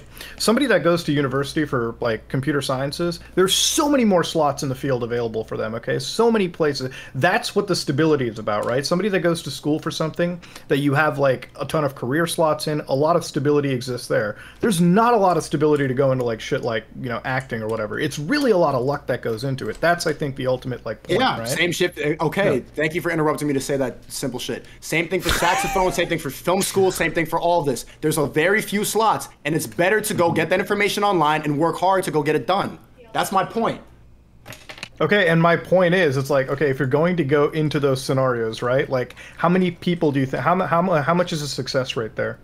Like, if you give that shit to 1,000 fucking people, that information, hey, here's the information, now become an actor. Do you think how many of those 1,000? We've said this so many times in this art. Like, how many of those 1,000 people become actors? Successful. Most people will fail. I'm saying that. I'm saying that to people in my chat who are ambitious. Most people will fail. So you need to understand that. Understand why most people decide to be followers and stay in their safe space and work around that and become better than them. And if you don't, you will fail. Now, if you told the same 1,000 people, hey, go to this university, get a solid, you know, education, solid connections, then how many of those people will succeed versus 1,000 people you teach to become actors? Depends on by succeed, I mean, depends on what you consider succeeding. And also, they have a good life, they make a good paycheck. A good life, but they gave up on their dream. They put the saxophone down. And see, I made this decision too when I dropped out. I wasn't making a lot of money for a long time. I was probably making $2,000 a month, but I was way happier making money doing comedy and doing YouTube videos. Like, I think a stand-up comedy dollar is worth $100. Bro, hold on. I just want to be clear for the things you're saying. If you're making $2,000 a month doing stand-up, you're already part of the top 1% of fucking comedians. You're already like making it. And that's what I'm saying. So my $2,000 a month, I thought was equal to somebody making $20K a month. For sure. I agree with you. Yeah, that's amazing. Job. So that's what I'm saying. So yes, you guys are saying, oh, happy life. Okay, you got to like wave in the neighborhood. Oh, honey, I'm home with your wife. Or you cannot give up your dream. And that's what I didn't do. I said from a young age, this is what I want to do. I would be unhappy if I gave up on my dream, which most people do. Like I said, the #1 coveted job in America is being a YouTuber, and then they drain it out of you and make you think the destiny ideology that you need to go clean carpets when you really want to be a YouTuber. That's the point. Bro, if my kid wanted to be a YouTuber, I'd be like, listen, I would rather you make 20K a month having a stable career than 2K a month doing fuck all with your life. Okay, a lot of people would choose safety, but I'm sick of that. And then they would have $18,000 a month less. So how are they going to be happier in the long term? That's true. What are they going to pay for? I know the reason that I'm successful is because I know a lot of the people watching my stream, it's a nagging thought that they gave up. People don't want to live with regret. Like, yes, you have a stable life, but you still gave up on what you really wanted to do. The issue is that, like, what you're talking about is, like, this is the most toxic aspect of the American dream that, like, destroys lives. And it's the idea that people need to be fucking superstars to be happy. It's like the worst takeaway, the most bastardized version of what it means to be successful in the United States. And, like, it ruins people's lives chasing this. I'm not saying that you'll be unhappy doing that. You're saying that, like, oh, well, if you're not a superstar, you gave up. You're part of the cog. You're part of the system. You did give up. You did. You gave up on your saxophone dream. You know you did. All right. Did you not? It's not. It's just. Look at it sitting in the back, man. You still got that little hope, that little dreamer, that little 18-year-old Destiny was like playing the saxophone. Yeah, because we don't all have parents to carry us through like every part of life. Like, we don't have mom and dad to pay our entire way while we're trying to figure our fucking careers out and shit. Like, I'm sorry I didn't have that opportunity. That I was on my own since I was 16 trying to figure out how to fucking survive. Like, yeah, I didn't have the luxury of like trying to do some fucking art because I was making YouTube videos when I was 13, making thousands of dollars before I even fucking left the house. Like, we don't all have that, so those same opportunities. That's like the point that I'm trying to make to people, but it's hard to understand if you don't have that perspective. I was working retail since 16. Well, at 16, I was like, you assume that I was rich on YouTube. Bro, I'm not assuming that you're rich on YouTube, but like you're going home at 3 o'clock to make fucking YouTube videos and you're practicing for your future career at 14, and I'm staying after school for 3 hours every day doing janitorial work to pay for my fucking high school diploma. Like, not everybody has the same opportunities in life, and then by the time you hit 18, 19, you can't just be like, oh shit, like, well, I just learned all of this shit in one fucking month. Like, you didn't learn it in a month. Like, people are preparing for their future careers by the time they're in 6th grade. Like, you just don't realize it yet. And you think you can just teach it in like 2 fucking months on like an internet course. The fact that you think that you can be a YouTube editor and be making like decent money by 1 month of education is crazy. Like, you don't see how much work went into you getting to the place that you're at. You just see that like you succeeded and you think everybody can do it like relatively easily. It's not easy. It's a lifetime spent of work. It's not a get rich quick scheme either, which you keep implying it is. That's not what you. 1 month is quick. I know that you're young, but you're not that young, bro. 1 month to be a pro YouTube editor. I mastered Adobe Premiere in 1 month. You. Facts. Okay, did it? I mastered it. Mastered is a strong word. I think you became very functional to the point where you're very good at using it, but master is a different thing. I will say, I do agree with Sneako, and that people who have these dreams should give it a shot and should go for it. 100%, yeah. It depends on the type of person you are. But I will also say, though, that oftentimes people who try to go and do these things realize that it's not what they actually want.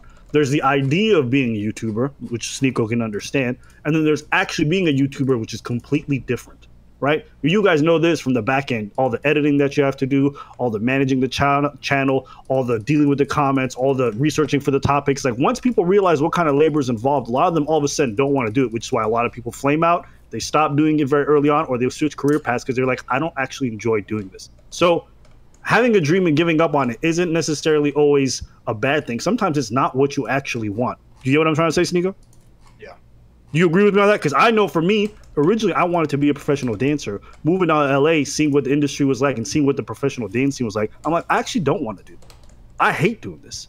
This like professional world is actually trash. So for me, the pivot came from there. You can look at me, Sneako, and say I gave up on my dream. But the reality is, if I had pursued my dream the way that you're saying, like, you know, keep going for it, it's like, I would have been miserable. You hung up your dancing shoes, dude. Fuck you. What's that? You hung up your dancing shoes. Fuck you. Bro, I still go out dancing every week, but for me, it's not for me. So that's the thing. The other thing I picture you dancing, bro. That was the last thing I expected you to say. I can picture him dancing, bro. Come on. What, me? Oh, I'm fine. Yeah, bro. I can picture I'm fine. you dancing, Next time I'm in Miami, we'll go to a salsa club.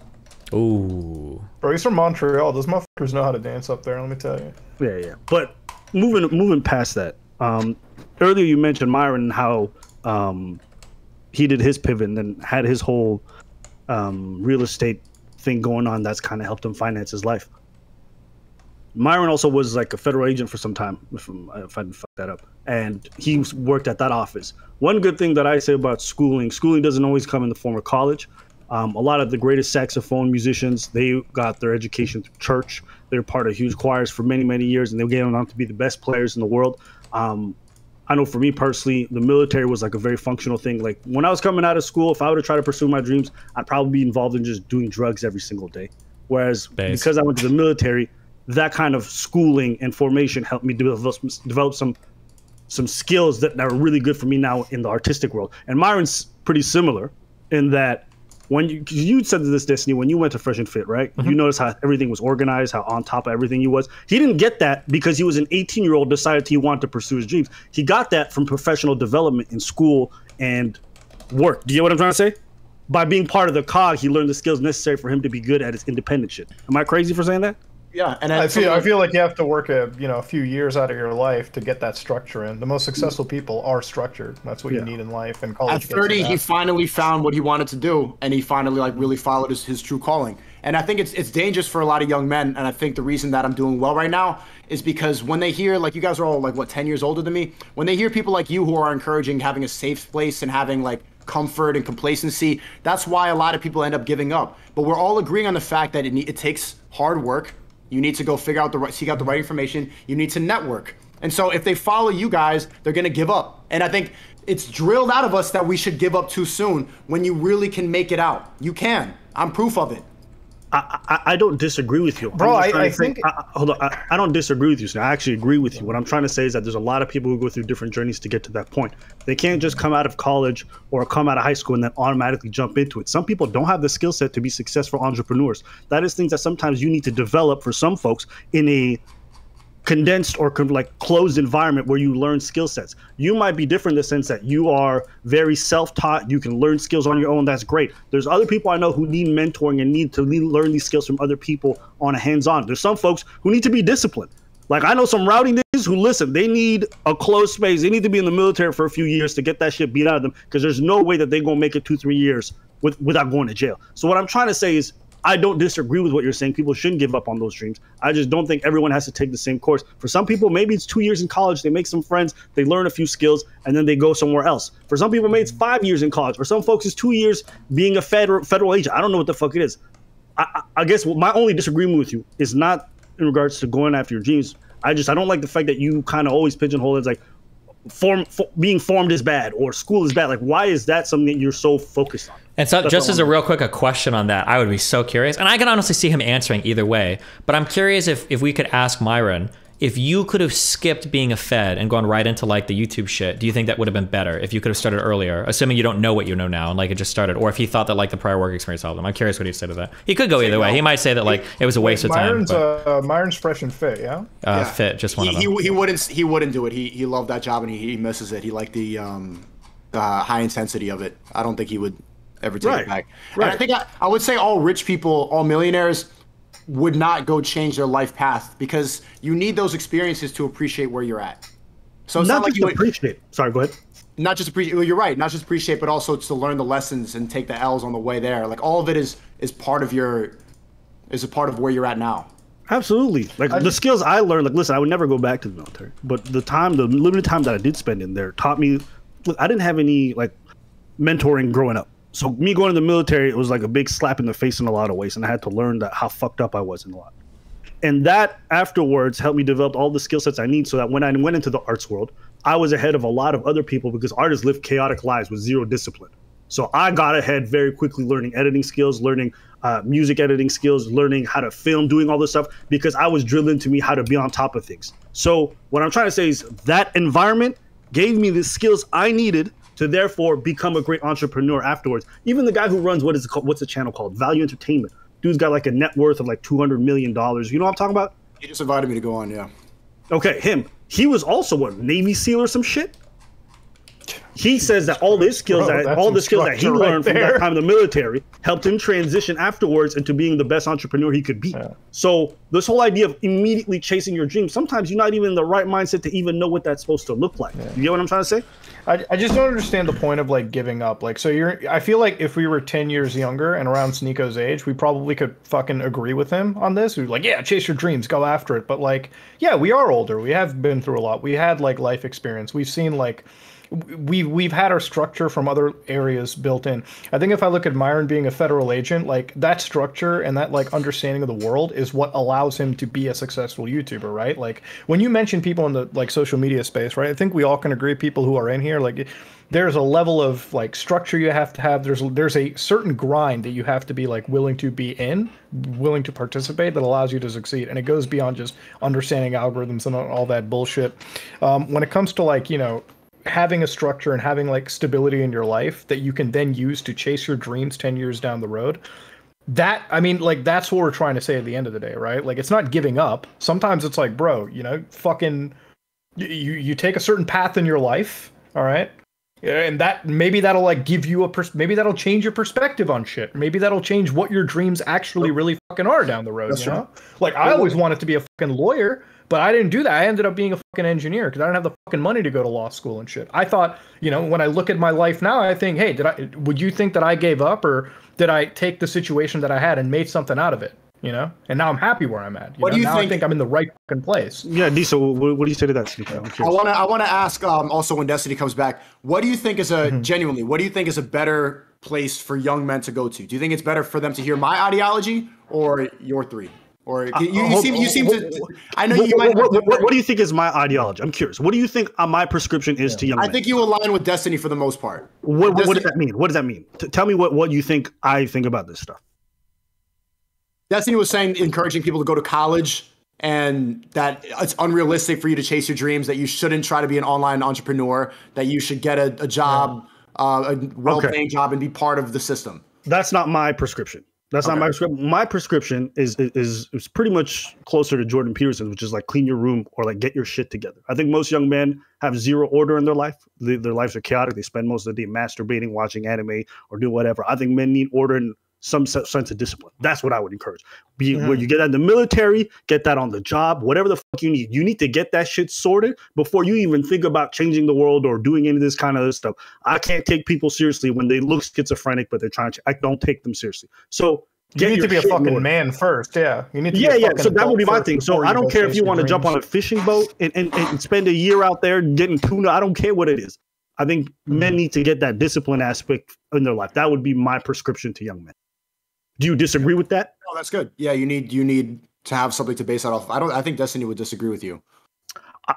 Listen, Destiny can come back and he can disagree with that. But yeah, I think whenever I speak to young guys and they're like, I feel lost. I'm like, I understand that because I was lost. Okay, so I can't even pretend. The reason why I joined the military is because I was lost. And I was like, I don't want to go to school. So I'm very much like you, Sneako, in that I'm a high school dropout. But I'm a high school dropout because school's not for me. I can't focus. The classrooms, the speed, the pacing of it is not for me. So I wasn't going to pay to waste my time. Would you tell young men to go to school, or would you tell them to try to seek out a way to make money on their own? Again, it wouldn't be to go make money on their own. What I would tell them to do is assume responsibilities in life. Reason being is responsibilities test your character. And once your character starts to get tested by these responsibilities, then you start to figure out who you are. Once you have a better understanding of who you are, then figure out what your dream is. You get me? Because honestly, at 17, I was a goofy ass individual. If you asked me what my dream was, I probably would have told you something stupid. Okay.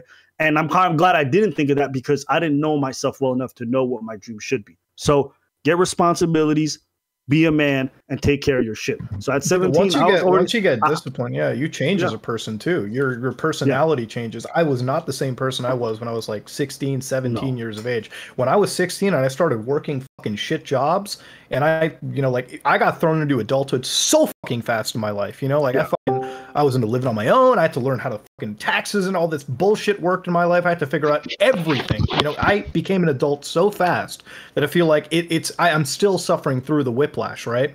If I look at my dreams when I was 15, 14 years of age, they are so vastly different than what they were when I was in my 19, when I was in my 20s. I became a different fucking person. And I feel like that's the whole argument. It's not about like, hey, make money online, chase your dreams at the moment. It's about fucking getting your shit together. It's about learning what you are as a person first, becoming a fucking adult, and then you can fucking soul search and figure out what you want to be. Once you become that person, it's like going through fucking puberty, bro. Like you change as a fucking person completely, 1000%. Yeah. This is Musa, my editor, God-fearing Muslim. All right, man. Shout outs to you. So how much we paying you for this hour? 1,000, 2,000, 3,000? This one's free, you know what I mean? I gotta give a freebies here and there. So. Listen, charity to the poor YouTubers. We appreciate you. That's what it is, man. It has to be done sometimes. But mashallah. So what's going on, brother? What do you want to bring up? I was just thinking that obviously I'm 19 years old and I make well over like 5 figures a month now, and I think I'm a good example of someone that. As an example of someone that you can, like, anyone can get rich. Like, it's possible for anyone to do so. I don't think it's impossible, because even the stuff that I know, you don't even have to know a lot. Like, I have friends, right, that earn more than the average UK citizen that are 2 years younger than me, and they started editing. They've only got 2 years editing experience. They learned everything that I taught them. They learned directly from me, and I taught them, and that's it. And any YouTube videos I'd refer them to, if you're trying to get into editing, Finzar is a great YouTube channel to go and look at. But I literally, one of my friends, and this is 100% true because I've hired him, he works for me now, right? He was editing for 2 months, 3 months, right? And he put his own work in as well. Like, he did his own TikToks. He made a Sneako TikTok page. And after, obviously, I trained him up for a while of editing and algorithm knowledge, he grew a page from 0 to 100,000 followers in 4 days, right? And now he can go and he goes and he does his own consultation calls. He can go and work for any agency he wants. Like, he can go and work for a company. Even my younger brother, he's very lazy. He's very complacent. He's not as driven. But I told him, look, run up a TikTok account. So he listened to me. He ran up an account.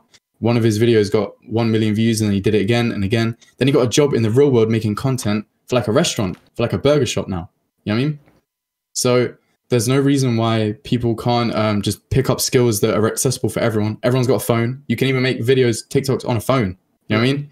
Mm-hmm. So everyone's got that. And even the capital problem of you need money to make money, that still isn't true. Earlier this year, I ran up a TikTok dropshipping store where the only capital I spent was 50 to 60 pounds. And I made £6,000 in 2 weeks with that store, which is live on TikTok. You can still go and look at the TikTok page, My Samurai Umbrella on TikTok. Mm-hmm. It's on there. I'm in all the videos. The videos got 4 million views on them, on one of them and stuff like that. So, this is dope. So I got questions for you. So where did you learn the skills? So I learned my editing skills from YouTube, and I also learned my algorithm knowledge from. Perfect. It was a lot of it was from YouTube and from self-study. So I test stuff out myself. So you would say you got a curious mind for this stuff. You're like really interested. Yes. Absolutely. Cool. Dope. And how many hours do you think you've put into learning this shit? A disgusting amount. Okay. All right. So we're getting to the good stuff. Here's something that I've kind of learned doing this long enough, because I always try to figure out how shit works. Mm-hmm. If people don't have a natural curiosity or real interest for it, it is very difficult for them to put enough time on their own without supervision to actually learn the skills necessary. I don't disagree with you that these things are very much possible. I actually agree. My whole point is not everyone's built for it the same way. Not everyone has that interest and the inclination to be like, I'm going to spend hours learning this and do those stuff. If people do, I encourage them to do it. I just reject the idea that everyone will do it. I think the strongest argument here is like, just how much of it do you think that your experience is the average experience, or is it the survivorship bias and you're a very like exceptional individual who's succeeded hard in this field? That's the thing that I want to ask. Whatever. That one's for Aba, right? You guys teach Sneako the I think it was a question for you. Oh, no, I think I'm an average kid. I failed high school. I didn't even get past it. You know what I mean? Like, it's not even like I'm like intelligent. Like, majority of people, if you made it past high school, you're smarter than me. You know what I mean? That's how it is. So I don't think it's anything crazy. And even then, I make money doing stuff that I don't even like doing. I don't have any interest in manufacturing and supplying clothing, but I run Sneako's whole merch line. I have no interest in doing that. I have no passion for fashion at all. I've got no interest in it, but I put the hours in because I was willing to do the work for the money, and that's right. But even that, having that ability to turn off your brain and say, I don't care that I don't like this stuff. I'm still going to do it every day, and I'm going to. Not everyone can. That's why you got people who are engineers. But that doesn't make it impossible. I'm not saying it's impossible. I don't think it's impossible. But this Destiny's saying it's impossible for people for anyone to get rich. Did I really say that? I don't think you said that. Is that your take? You said not everybody can get rich. That's a lot different than it's impossible. From the internet. You said from the internet, right? Some people can, yeah. Some people, but not most people. Not everyone can. I'm arguing that everyone can. I think it's possible. Okay, it's possible that everyone can do so. Okay. I mean, it's just not true, but I don't know how either of us. I mean, that's the thing. It's like, do you believe that your experience is literally the average? Because if that was the case, then why isn't like everybody that makes a YouTube channel so successful? Why doesn't everyone? It's not that. It's because a lot of people quit, right? Now, because they quit doesn't mean that they can't do it, because they definitely can. But it just means that they specifically, that person why did can't. They quit? But it doesn't. Yeah, why did they quit? Well, it might not have what they initially entailed. Being a YouTuber is a lot more than just uploading videos. You got to be a graphic designer, you got to be a video editor, you got to be charismatic, and then you got to, you know what I mean? Then you got to learn like algorithm stuff. Well, not everyone can do that though. Yeah, everyone has the ability, and everyone has the access to the, at least everyone in the West has access to the knowledge to be able to do that stuff. Right. But not everyone has the, and this is where it comes into the individual person. Right. Not everyone has it within themselves to go forward with all of that stuff. I'm not disagreeing with you. I just think a lot of us are built different. So, for example, I know folks who couldn't make it as an infantryman. They don't have the mental life to. But these same people go on to be doctors. They can go on to be engineers. They can go on to do different skills. Our brains are not all built the same. Not everyone's capable of doing every kind of job in the world. Not everyone has the interest or the passion for it. You described having an insane curiosity to put an insane amount of hours into something. And that's great. I'm very happy for you. Not everyone has that kind of drive. I know for me. But everyone has the ability. I know for me, I can't do school. Could I technically finish 4 years? Sure, but it would be like suicide for me. Okay. Even if you told me at the end of 4 years, I'm going to get a 100% job making $300K a year, all this stuff, it would feel like I can't do it mentally. Do you understand? But I can spend days and days working on an editing software to learn it. All I'm trying to say is people are built differently. The same way you might not be able to go to school and handle all that stuff, but you can do this editing stuff. Not everyone can do what you do as well. I agree, but what I'm saying is that doesn't mean that not everyone can do it, because everyone can do it. Everyone has the ability to do so, and everyone has access to the resources to do so. It's down to the individual, but that doesn't make it. That doesn't make it correct. It just means I think the deciding factor is the type of information they hear and what they believe in their mentality. And Destiny, I want to ask you this question: do you think it's better for young men to follow your ideology or mine? Absolutely mine. It's not even close. Young men, why? Yeah. Because you're selling. Can you state what your ideology is for young men, and then Sneako's, so we all know what like you guys are fighting on? College is a scam. Yeah. You should not be a slave. You don't want to work a job. That's just brainwashing. You want to be independent. You want to do whatever you want. And you can do it if you offer a skill and you become valuable and you invest your money in the right ways. And it's very possible to do that. It's the easiest time ever to get rich right now. And courses like the one I'm promoting, like the Creativity Kit, are much better than college, which costs $100,000 a year, which Destiny's telling you to go to. But you should try as hard as you can through school. It's the most reliable, best way you can be successful with your life. If you can identify interests that you have early on or hobbies you have early on, you should work those as hard as you can. If by the time you're 18 years old, you don't see a clear path that you can take where you can be an entrepreneur, a computer programmer, or some shit like that, if that path isn't obvious to you at 18, then your best chance for success is probably to go to college, figure out a major that you want to do, and then continue to work down that route. I disagree. Don't you think it's a good idea for people to take So the space between, at least in the UK, is you finish like high school and then you have the option to go to university, which is college, right? That gap in between, you don't have to take that step to college or university or whatever. Don't you think it would be a better idea for those people that have just finished, 18, 19 years old, to take some time out and explore other business ventures?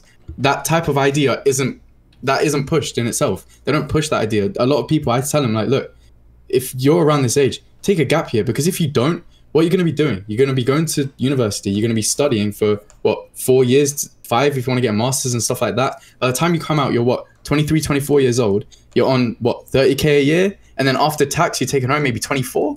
Like, that's not good. And then after that, you then need 5 years experience to start looking at maybe 60K a year. And this is pounds, by the way. £60,000 a year, which is considered a high-end job. But by the time you finish that, you're, what, 29, 28? Like, you need to be, I don't know anything about the UK, and I already know what you're saying is not true. You're telling me you have to be 29, 28 years old on college jobs to earn 60,000 quid a year? No shot. I don't believe it. Well, I can tell you. I can tell you that just got out of U of T and they're working at like $80,000. Yeah, there's no way that's true. I don't believe it. That depends on what university and what degree you have. No, I can tell you, right. My dad, right, he has a master's degree in it's like software engineering. He has a software engineering job. And he earns around that type of money, and he's got 10 years in the field, stuff like that. Like, only 30,000, 50,000 a year. Yeah, like 60K a year. Now, your dad needs to look at jobs a little bit better, because a master's degree should not just be getting him 60K a year. This is what he's this is what he's earning, and even then, like there's people with, like, even if you go about, like, there's people complaining about just coming out of uni with master's degrees. Looking at, like, and these people are like 23, 24 years old, got master's degrees, coming out, no experience, and they're still, even then, looking 30K, 35K a year. That's not better than me. You know what I mean? Like, you're gonna be coming out of let's say you got a master's degree, then you got 5 years experience. Even if you're earning 80K a year, I'm outperforming you, and I'm 19. You know what I mean?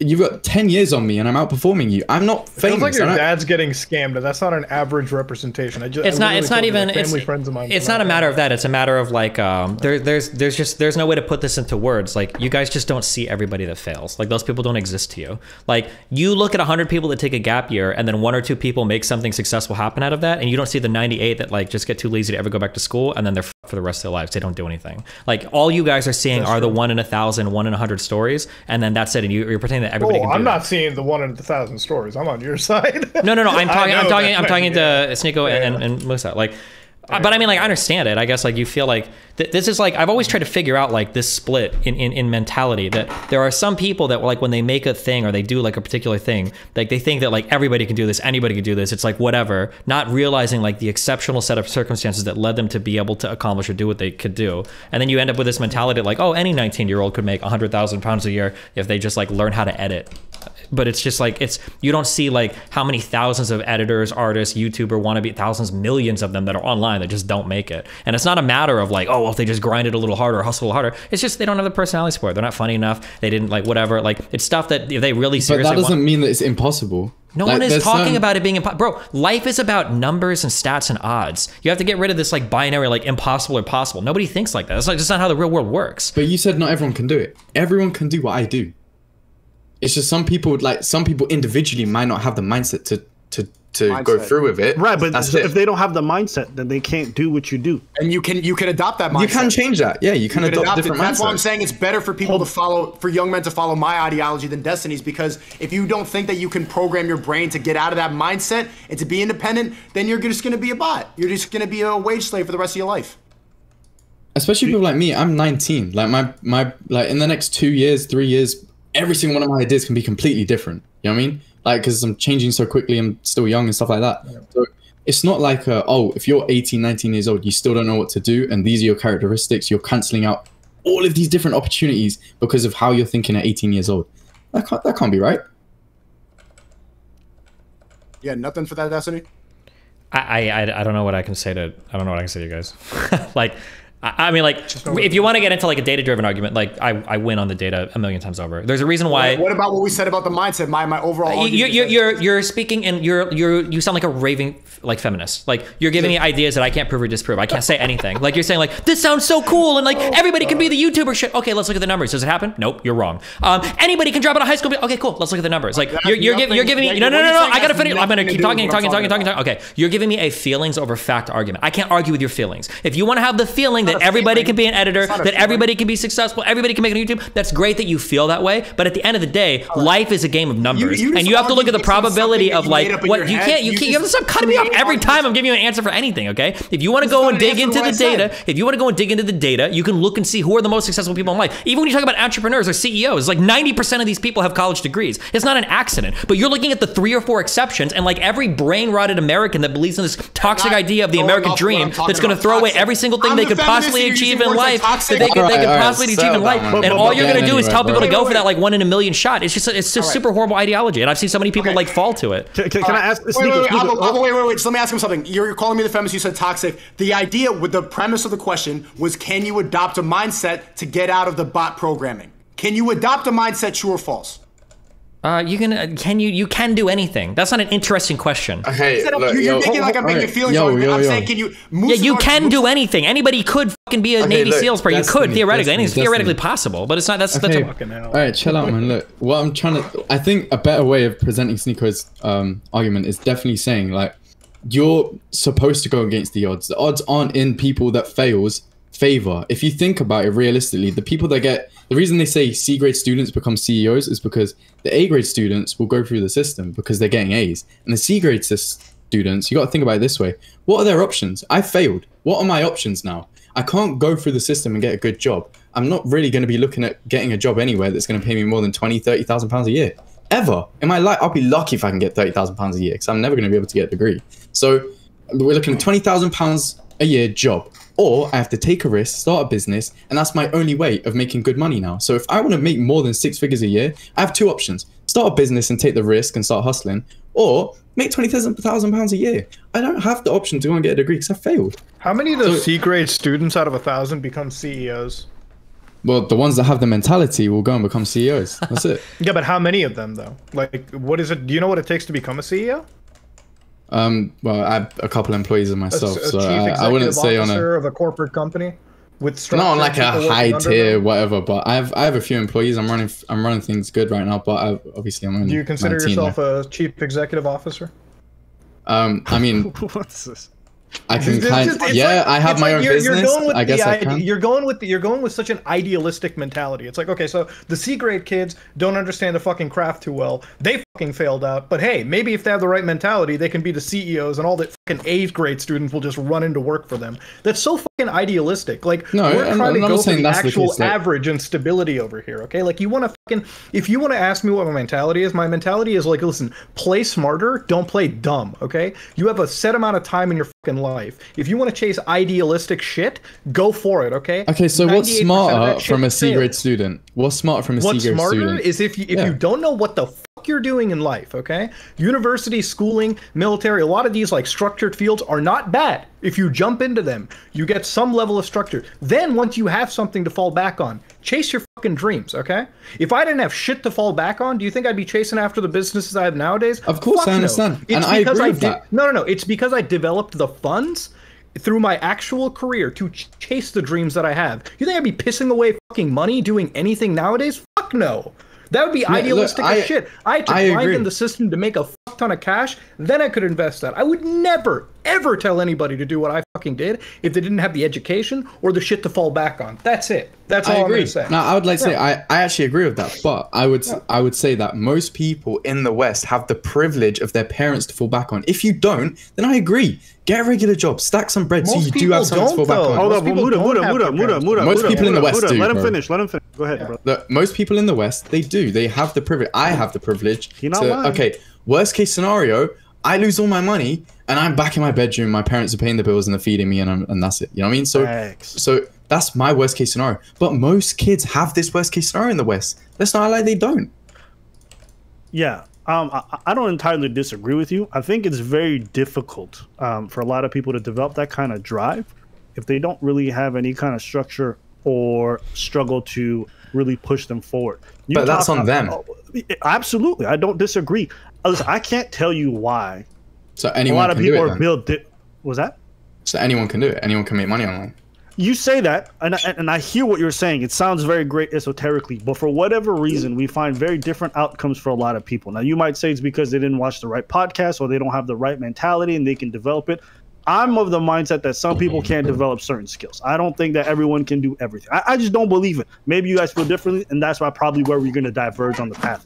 But I would say that based off what you said, which I think is very reasonable, if people do have a fallback plan, take a risk. I don't disagree with that. So I think on that point alone, I'm probably with Sneako and Moose. Yeah, so I agree. I would only take that risk if you have something to move back on. What do you think? Do you think it's better for young men to follow Destiny's philosophy or mine and Moose's? I'm in between the both of you guys where I say I think people should structure. That's my thing. I don't think, because I don't think it's a good idea. Well, I don't think it's a good idea for people to just throw them. Actually, let me rephrase. If you have the innate thing in you where you desperately want to do this stuff and school's not calling out to you, if you want to go and take that risk, that's fine. Go for it. I would prefer that people take on responsibilities, be it like move out of your parents' place, start paying your own rent, get yourself a job, learn what it is to actually be an adult, be a grown up. I disagree. Don't move out. But go on. That's fine. That's fine. I mean, I would agree with Musa here. Like, if you have the opportunity to live with your parents for some like indeterminate amount of time and like pursue like some online shit or whatever, then yeah, I mean, if you got the opportunity, go for it. Bro, you gotta think. My dad. I tried to move out. My dad wouldn't let me. He says it's stupid of you. He says just stay home. Everything's done for you here. He says we do your cooking, we do your cleaning, we do everything for you. Like we take care of you. You got a place to stay. You got a nice room. You got a nice house. You don't need to move out. Stay here and stack your bread. That's exactly what my dad told me when I tried to move out. And I was like, you know what? This guy's right. Because if I move out, now I have some sort of risk. Now I have to do it. But realistically, I can go to 0 tomorrow. Everything's fine. I'm still going to sleep in that bed. Hold on. I won't, because they cut me off further, and then you go for this. What I was trying to get Don't you feel like that's getting babied? Sorry. Me? Don't you feel like that's kind of getting babied, though? If, like, your dad doesn't let you move out and, like, live life a little bit? Like, make some fuck-ups?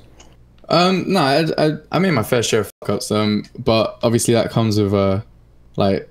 It comes with different, like, I still get my freedom. Like, once a month, I'll usually go to London for like a week or so, 3 or 4 days, and just go and get out there and do my stuff. Where I can get out of the house, I have my freedom. You see when you give that, like, that's just such a fucking privileged way of living, man. Like, Well, I know.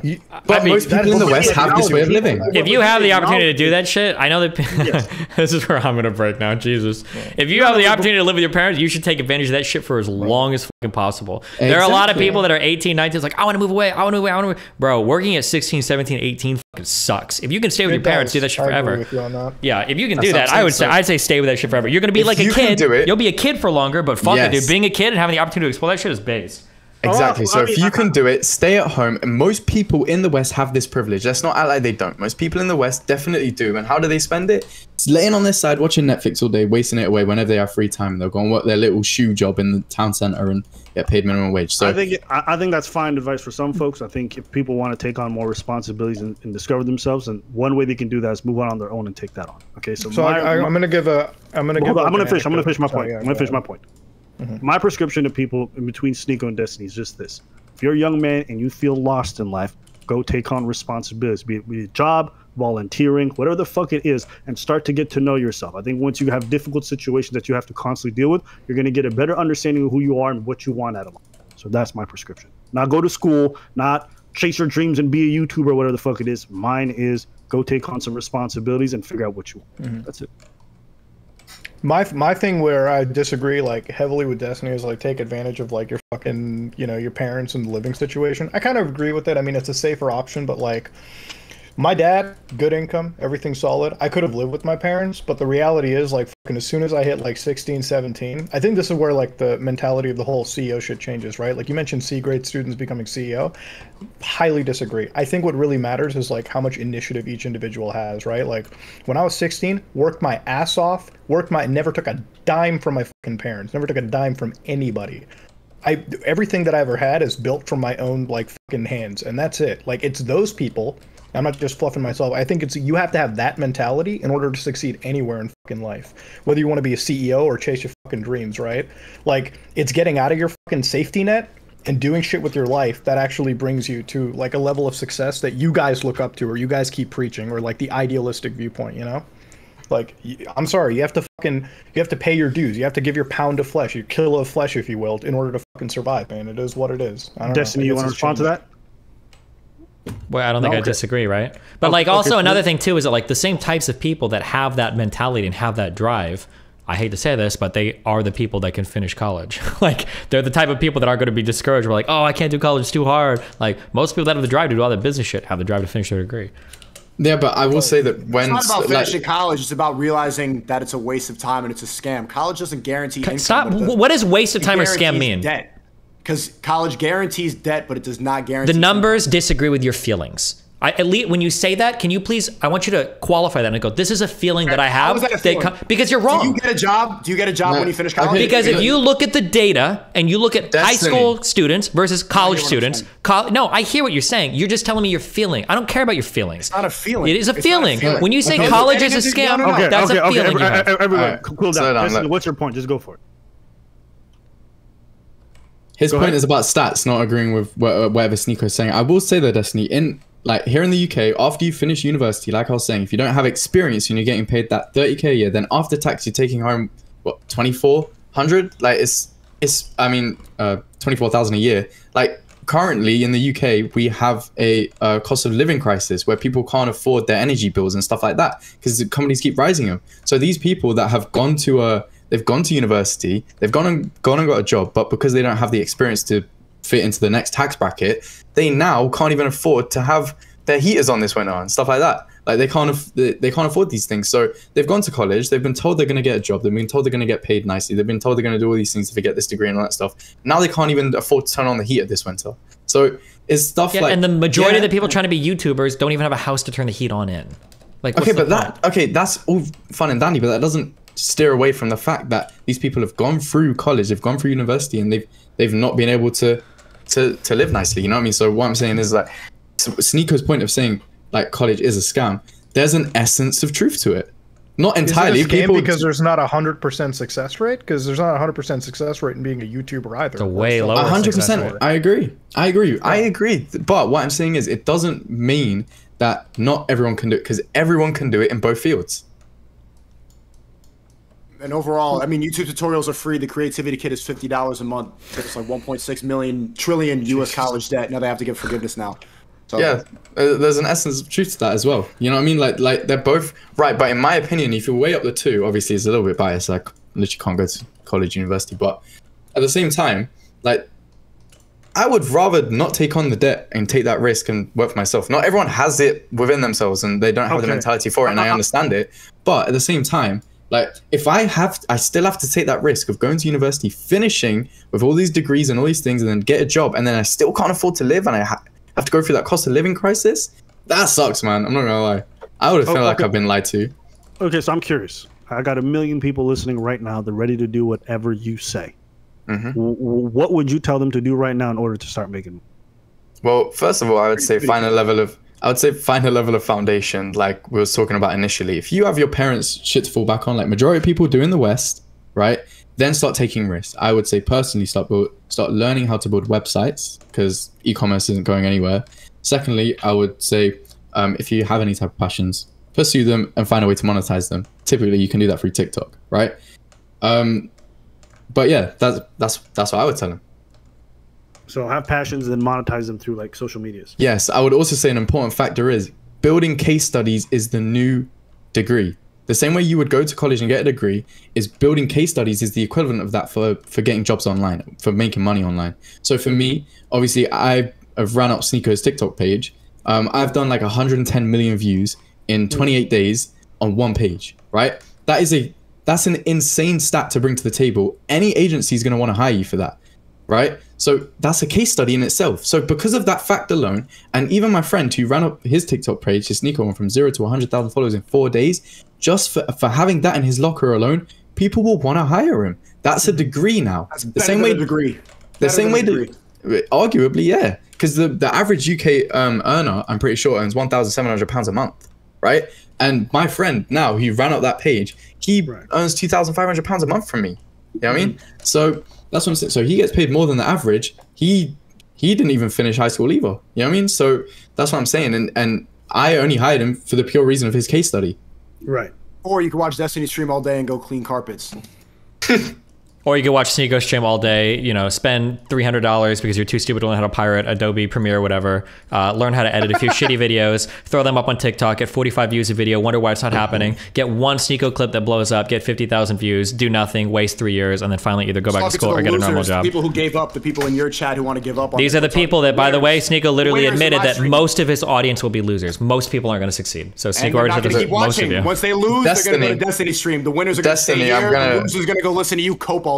Yeah. Okay, look. Destiny, I'm going to disagree as well when it comes to the fact that YouTube. I know loads of people that, obviously, I understand not everyone has the mentality to do this, but everyone has the ability to do this, right?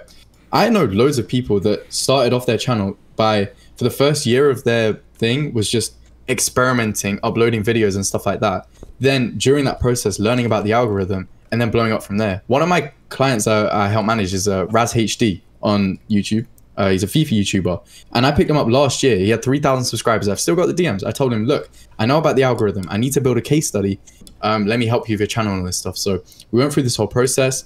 I went, and in 3 months, we took his channel from 3,000 subscribers to 100,000 subscribers. Now he's got 200,000 subscribers. He gets around 100,000 subscribers a video, and his channel's just blown up. And now he makes like over 10K a month, like every month. So you know what I mean? Like these people, like if you really come at it from a strategical point of view, which anyone can learn, because I learned all my algorithmic knowledge online. I didn't pay for anything. I learned it all from YouTube. Learned it all from, you know what I mean, personal experience, stuff like that. And look what I did for the guy. Now, obviously, I get a percentage. I'm managing him and stuff like that. It's a win-win. So there's a lot that goes into it. I even know people like... What's the name of the guy? Raz HD. There's even people like McBurkin. What kind of content does this guy do? He makes FIFA videos, gaming videos, personality, webcam, facecam, plays FIFA. That's it. I want to say. So I'm incredibly fascinated by how people reach their success and what it takes to kind of get there. And in me listening to you, I can tell that you really care about the intricacies of how these things work. Like when you look at algorithms, when you look at social media platforms, for you, you're not just looking at it as like, oh, people upload shit. You look at it and you think, all right, why did this video blow up? What was it about the thumbnail? What was it about the video? What was it? Like, you have that kind of analytical mind. Am I correct in saying that? Yeah. Yes. Okay. this is something that I've found to be true, and I think is like the biggest differentiating factor between people who are successful and all this stuff, not IQ, not any of this stuff. It's like a general innate curiosity for how the thing functions and how to exploit it as best as possible. So even when I listen to Mr. Beast talk about shit, right, what I hear him talk about all day long is like, how do you game the algorithm? How do we make the best on all this stuff? You have that same. Do you understand that not everyone has that built in them? It's not a mindset you can adopt. I agree. Curiosity is not something you can just inherit, that you have to really have it. And I've noticed this too. People are only curious generally or about things that they actually are interested in. That's most folks I know. So I know guys who are as autistic as you when it comes to music or dancing or basketball or whatever. But I have a rebuttal. I would like to say I have a friend who has a clothing brand now. He has no interest in marketing, has no interest in business or any of these things. He just has like he just likes clothes and stuff like that, and he likes anime. He started printing anime designs on clothes, doing his own drawings, printing it on clothes and stuff like that. And then he put it together, and now obviously I told him like, look, I know about the TikTok algorithm. You should start pushing your stuff on TikTok. He doesn't even like TikTok. He doesn't like posting it. He doesn't like doing any of that stuff. He just does it because it's part of his business. And this is what most people have to do. When it comes down to business and making money, the hard work aspect is there's always a point of it where you do shit you don't want to do. You know what I mean? And that comes with most stuff in life. That comes with most jobs. You know what I mean? Which is why you normally hire people. That's why people hire others. Like, so what I'm saying is this guy, he doesn't have any type of passion for algorithms or anything like that. But still, he's done all free promo. He hasn't paid for a single ad. And he turns over tens of thousands of pounds. He's 18 years old, and he does he has his own office space and all this stuff now. And you know what I mean? He doesn't have any passion for any of this algorithm stuff. Like, you can still do whatever. Like, you can anyone really can make money online. Okay, I'm not mad at that. I think he's Moose is living proof of that, and proof of that. Even if you don't fail, if you fail in school, or if you don't want to be a matrix slave, that you could still go get it. And you don't have to have clout. This is Gen Z talking. This is Gen Z talking, and this is why people like Moose will watch my shit. And this is why like the people who give up like end up to like Lasanabi's content, and then end up like people who gave up on their dreams end up watching Destiny's content. Like that's just the difference, man. We did a poll. I asked, my whole chat said 1, they would rather lead. Destiny chat all said 2, they would rather follow. And we also admitted that everybody would rather lead. So if they want to give up, fine. But I want to have winners watching my shit. Okay. All right. This is a whole different topic. No, it's the same topic. It's the philosophy behind it. It's ambition versus complacency. And Destiny's going to keep saying that it's facts over feelings. I don't know what it is, but like a mindset is not a feeling. It's something you can put your mind to anything. It's not a feeling. It's what you need in order to be rich now. I'm going to have Iman Ghazi on later on. We're going to talk about that. One of the richest guys I know, he's 22. Gen Z, I want to change that mindset so that a lot of people can get out of this shit. No. Yeah, well, listen, Musa, I thought a lot of the stuff that you said was really interesting and insightful in regards to algorithms, and yeah, that's really cool. Sneako, what do you think when you hear somebody who's like, I'm fine with being a follower, like, I don't like leading, it's not my thing. What do you say to those people? Okay, go ahead. But we know what the #1 coveted job in America is. When you ask a kid who's now 5 years old what they wanted to do, they wanted to be astronauts, they wanted to be NBA players, they wanted to be superstars, they wanted to be the best. You don't ask a kid, what do you want to do? Because I want to clean carpets. They want to be the saxophone player. That's what they want to do. So I'm saying feed that. Feed that kid, that little kid that inspired you with all those dreams, bro. You have to follow that. And don't give that up, because I'm tired of seeing people give that up, because you know what you wanted to do when you were... Everything I do, all the decisions I do, I am living for that kid like that was 12, that was sitting in class, that didn't want to be there, that felt like this was a waste of time. Everything I do is to make that kid happy. Right. It's good for mentality switch. So I'm just curious. Go ahead. Because I'm interested. To people who are in that, like I know some folks who work at an ad agency, they make $60K a year and they're good with that. Like for them, they go on a trip once or twice a year and they go with their life. They're happy. They get to see their family every Christmas, all that stuff. What do you say to those people who are good with that? Do you think there's something wrong with what they're doing? No, there's nothing wrong with that. Okay, so can you acknowledge that there's a lot of people who may fit into that mold? You can still be a happy person, but hold on. I just want to finish. Okay. When I hear you say, "Oh, these people are slaves," "Oh, these people are just bots," and all this other stuff, do you not understand that people who just want to live a regular life and not think about being an entrepreneur and stressing about algorithms and doing all this stuff, and they just want a sense of security? Like whenever you talk, it almost makes it sound like these people are subhuman. There's something fucking wrong with their brains. Yeah, he's got a point. I'm not gonna lie. Like I know people. It could hurt people's feelings, but I think some people. It's not need about to hear hurting that. feelings. No, It's not about hurting Sneako, feelings. you're missing But you have to, go ahead, Musa. It's not about that. Look, like one of the people that works for me, right? One of the guys I have hired. He doesn't want to like. He doesn't ever plan on like. Obviously, I have my own agency in terms of editing and stuff like that. He doesn't want to do that. Like he doesn't have any interest in becoming the head of it. He's just happy like, all right, what do I got to do today? All right, I got to edit 8 TikToks. I got to run this. I got to upload them onto this page. I got to upload them on YouTube. I earn £3,500 a year. A month. I'm happy with that. And he doesn't. He's just complacent. He's happy with all of that stuff, and he doesn't really have any interest in becoming a business owner.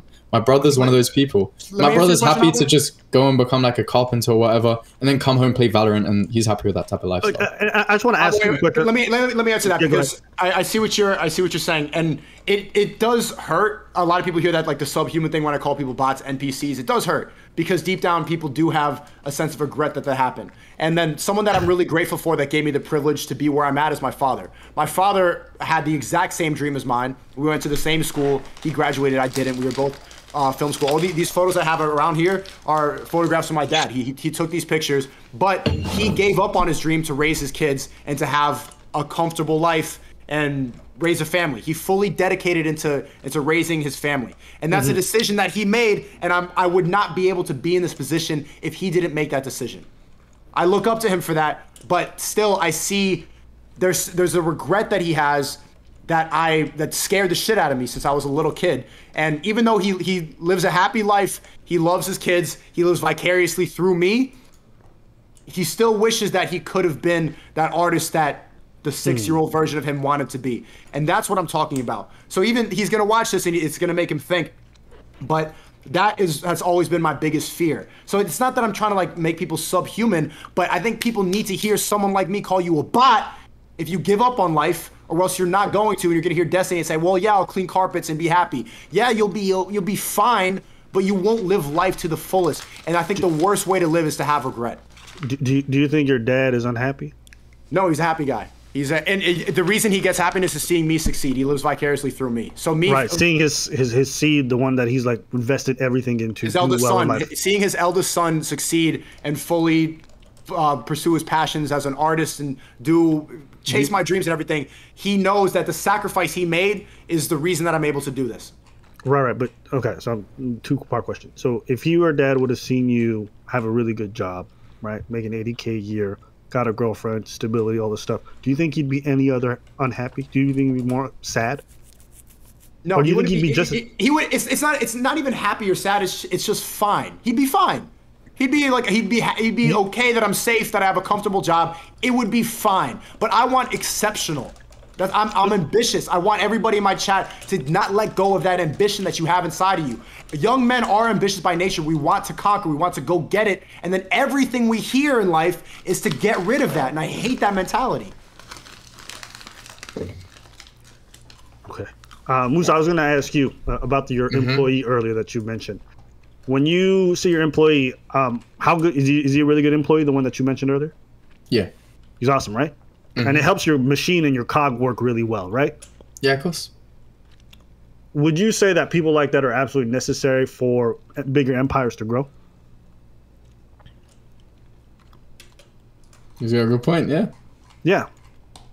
I think that... Not everyone. What he's basically trying to say is relationship. Yeah. What he's saying is not everyone has to like. If everyone was a leader, like you're trying to nobody get would people to be, then then there would be no leaders. That's true. So at the same time, obviously, it's a good idea because it doesn't really matter how many people Sneako tries to push this progressive mentality onto. First of all, not everyone's going to adopt it. Second of all, he's never gonna like reach everyone, so it's good to push it. In my opinion, I think it's good for more people to become leaders. Why not? The truth is always somewhere in the middle, Aba. The truth is probably where you're at. I'm an extreme, Destiny's an extreme, and we need each other so that some people hear my message, some people hear his. It's necessary. The reason why I say this is even within a military, you can't have everyone be a sergeant. You got to have corporals, you got to have soldier privates, and you got to have people who are officers, right? And if you have the aptitudes and you take the extra work, then you get to move up in the ranks and take on more responsibility. My point being is that the machine itself does not work without everyone not playing their role. And so my prescription is not that people shouldn't move up laterally. If you're ambitious and you have dreams, you shouldn't chase it. That's not that. My whole thing is understand that Everyone gonna have the role to play, and we don't have to denigrate it or make it sound like it's a garbage role or we have to treat people terribly or any of that stuff. I think a lot of people who go every day to their job, do it exceptionally well, and make sure the machine works well are absolutely pivotal and to be respected. Maybe it's me being a bot or whatever, but I don't know. It's like, Sneako, I respect what you do and I love what you do, and that's great. I also look at my mom who works, a 9 to 5 doing housekeeping, and I respect her dedication to doing that consistently, the kind of discipline that she has. And so my thing is, you might value one more than the other, but I don't think I do. And I don't want to walk through life thinking like, oh, you took housekeeping, you're a fucking bot and a loser. It's like, no, some people just want to live things simpler, and I respect them for it if they're good with that. I agree, but I think people, I do look a little bit differently at people that can afford to take that risk and still don't. I'm not gonna lie. Like, I kind of like, I don't, obviously it's not that deep really, it's not like a big deal, but at the same time, I'm like, you can flourish so much more than you already are, you know what I mean? And they're just not willing to make that leap. Like people like my brother, for example, I always bang onto him so much, like, we could be making so much money, man, if this guy was just a bit more driven. But he just. But do you understand? Do you understand that not everything is about more? And Sneako, you're going to agree with this in the sense, we listen to a lot of Patrice. Patrice always talks about the fact that there were times in his career where he could have said one thing or done something for somebody else or bit his tongue at certain points, and his career and his wealth would have grown exponentially. But what would make him happier at the end of the day was saying true to whatever message that he had and whatever his side of truth was, and saying, I'm gonna just stick with this. And it cost him more on the other side. See, you have, it's sacrifices. He was choosing to be more funny. Like right now, when Destiny says I'm cucking for Islam because I don't want to make jokes about it, it's like I need to set a limit to how much funny I want to seek. I don't want to die. I don't want to get murdered. So there you go. There's limits on both sides. There's limits to how much money you want to chase, and also limits to how much you want to chase your art in the message in the meeting. You make decisions, but more often than not, Patrice was an outlier. Patrice is known as the funniest of all time because he never set that limit. He kept going, and now he's revered as the best stand-up comedian of all time. But more often than not, most people will choose to just get a comfortable job instead of being the funniest of all time. Patrick O'Neill? Or Patrice O'Neill is the best stand-up comedian of all time? I've never seen this dude before. I don't know. Do people really say that? Yes, a lot of comedians do, and he's revered. But you know, listen, he's not unanimously, but there's some people who feel that way. Even Chappelle would say that, I think. I don't think he would say that. I don't think he would. But he was well respected and well liked. I would say, if you guys are always talking about you guys can do more, you can do more, but at the same time, you, Sneako, also acknowledge that there's things that you're not willing to do to get ahead or to do stuff. I feel like a lot of regular folks feel the same way. They're like, listen, I don't want to start up a TikTok account. I don't want to do this shit because it's just labor. I hate TikTok. I don't want to spend any time. In that same token, Sneako, you don't want to stop saying certain things that will hold you back because you want to be able to say what you want. We all make choices in life to maintain certain aspects of ourselves because we don't, even though it might help us to grow to do those things, we decide not to do it. I don't think it's necessarily a wrong thing to do that. The same way I don't want to, listen, maybe I should start TikTok tomorrow. It would probably be beneficial to my time. I just don't care for the platform that deeply. Everyone makes those choices. What's wrong with I don't even have TikTok. What's wrong with that? I don't have TikTok. I don't like the platform either, but I understand its value and we're utilizing it properly. Instead of scrolling all day and becoming getting dumber on it and just watching streams and consuming it, there's ways to profit off of it. That's all I'm saying. You think TikTok is bad? TikTok is Chinese brainwashing. Right. Whoa, TikTok's really bad. Bring this the fuck back. It's crap, bro. Wait. Okay, so TikTok is terrible for people, but you guys are actively like trying to make viral content. We understand that people are addicted to it, and so we're utilizing it to our advantage. But most of the content on there is brainwashing, making people dumber, and it's CCP programming to make us believe in a bunch of bullshit so that we get weaker. It ain't going anywhere, so you might as well utilize it whilst it's here. That's what it is. Exactly. You got to understand the market. Maybe that just sounded crazy to me. It sounded like you guys know it's bad for people, so you're like, fuck it, I'm also going to get them. Yeah, but at the same time, Aba, you also got to think that, okay, yeah, it's bad, and it's bad. Isn't that kind of unprincipled? Am I crazy for saying that? No, I think, look, this is where I think, look, you're right. You're plugging them deeper. Hold on. Look, aren't you plugging them deeper into the Chinese matrix by doing that? No, but the content of what he's talking about is helping people plug out. The content is better that his content gets pushed than CP. Much better. He's like Morbius, bro. He goes into the Matrix to dig you out. That's what he's saying. It's gonna unplug you, bro. Fuck out Morbius. That's what Andrew Tate told me. He said, if I'm Morpheus, you could be Neo. That's actually a really good impersonation. That's one of the few impersonations you. I do good at bro. My preaching impression was perfect. I was dead on. I'm going to Romania tomorrow to meet up with the Tates. That's dope, man. I hope you enjoy it out there. Yeah, Destiny wants to get out of here and play Factorio. He's tired of this conversation. I'm just chilling, dude. I mean, for Destiny, it's just free content. This is going to be a 2-hour debate. He speaks for 50 minutes of it, and he's good. He needs cheddar. But that's true. I'm gonna have to rewatch this whole thing tomorrow morning. Yeah, well, listen, it was cool. I actually learned some stuff from you guys, so I'll talk. Yeah. But out of here, I'm gonna let Destiny play Factorio and read Twitch drama for 7 hours.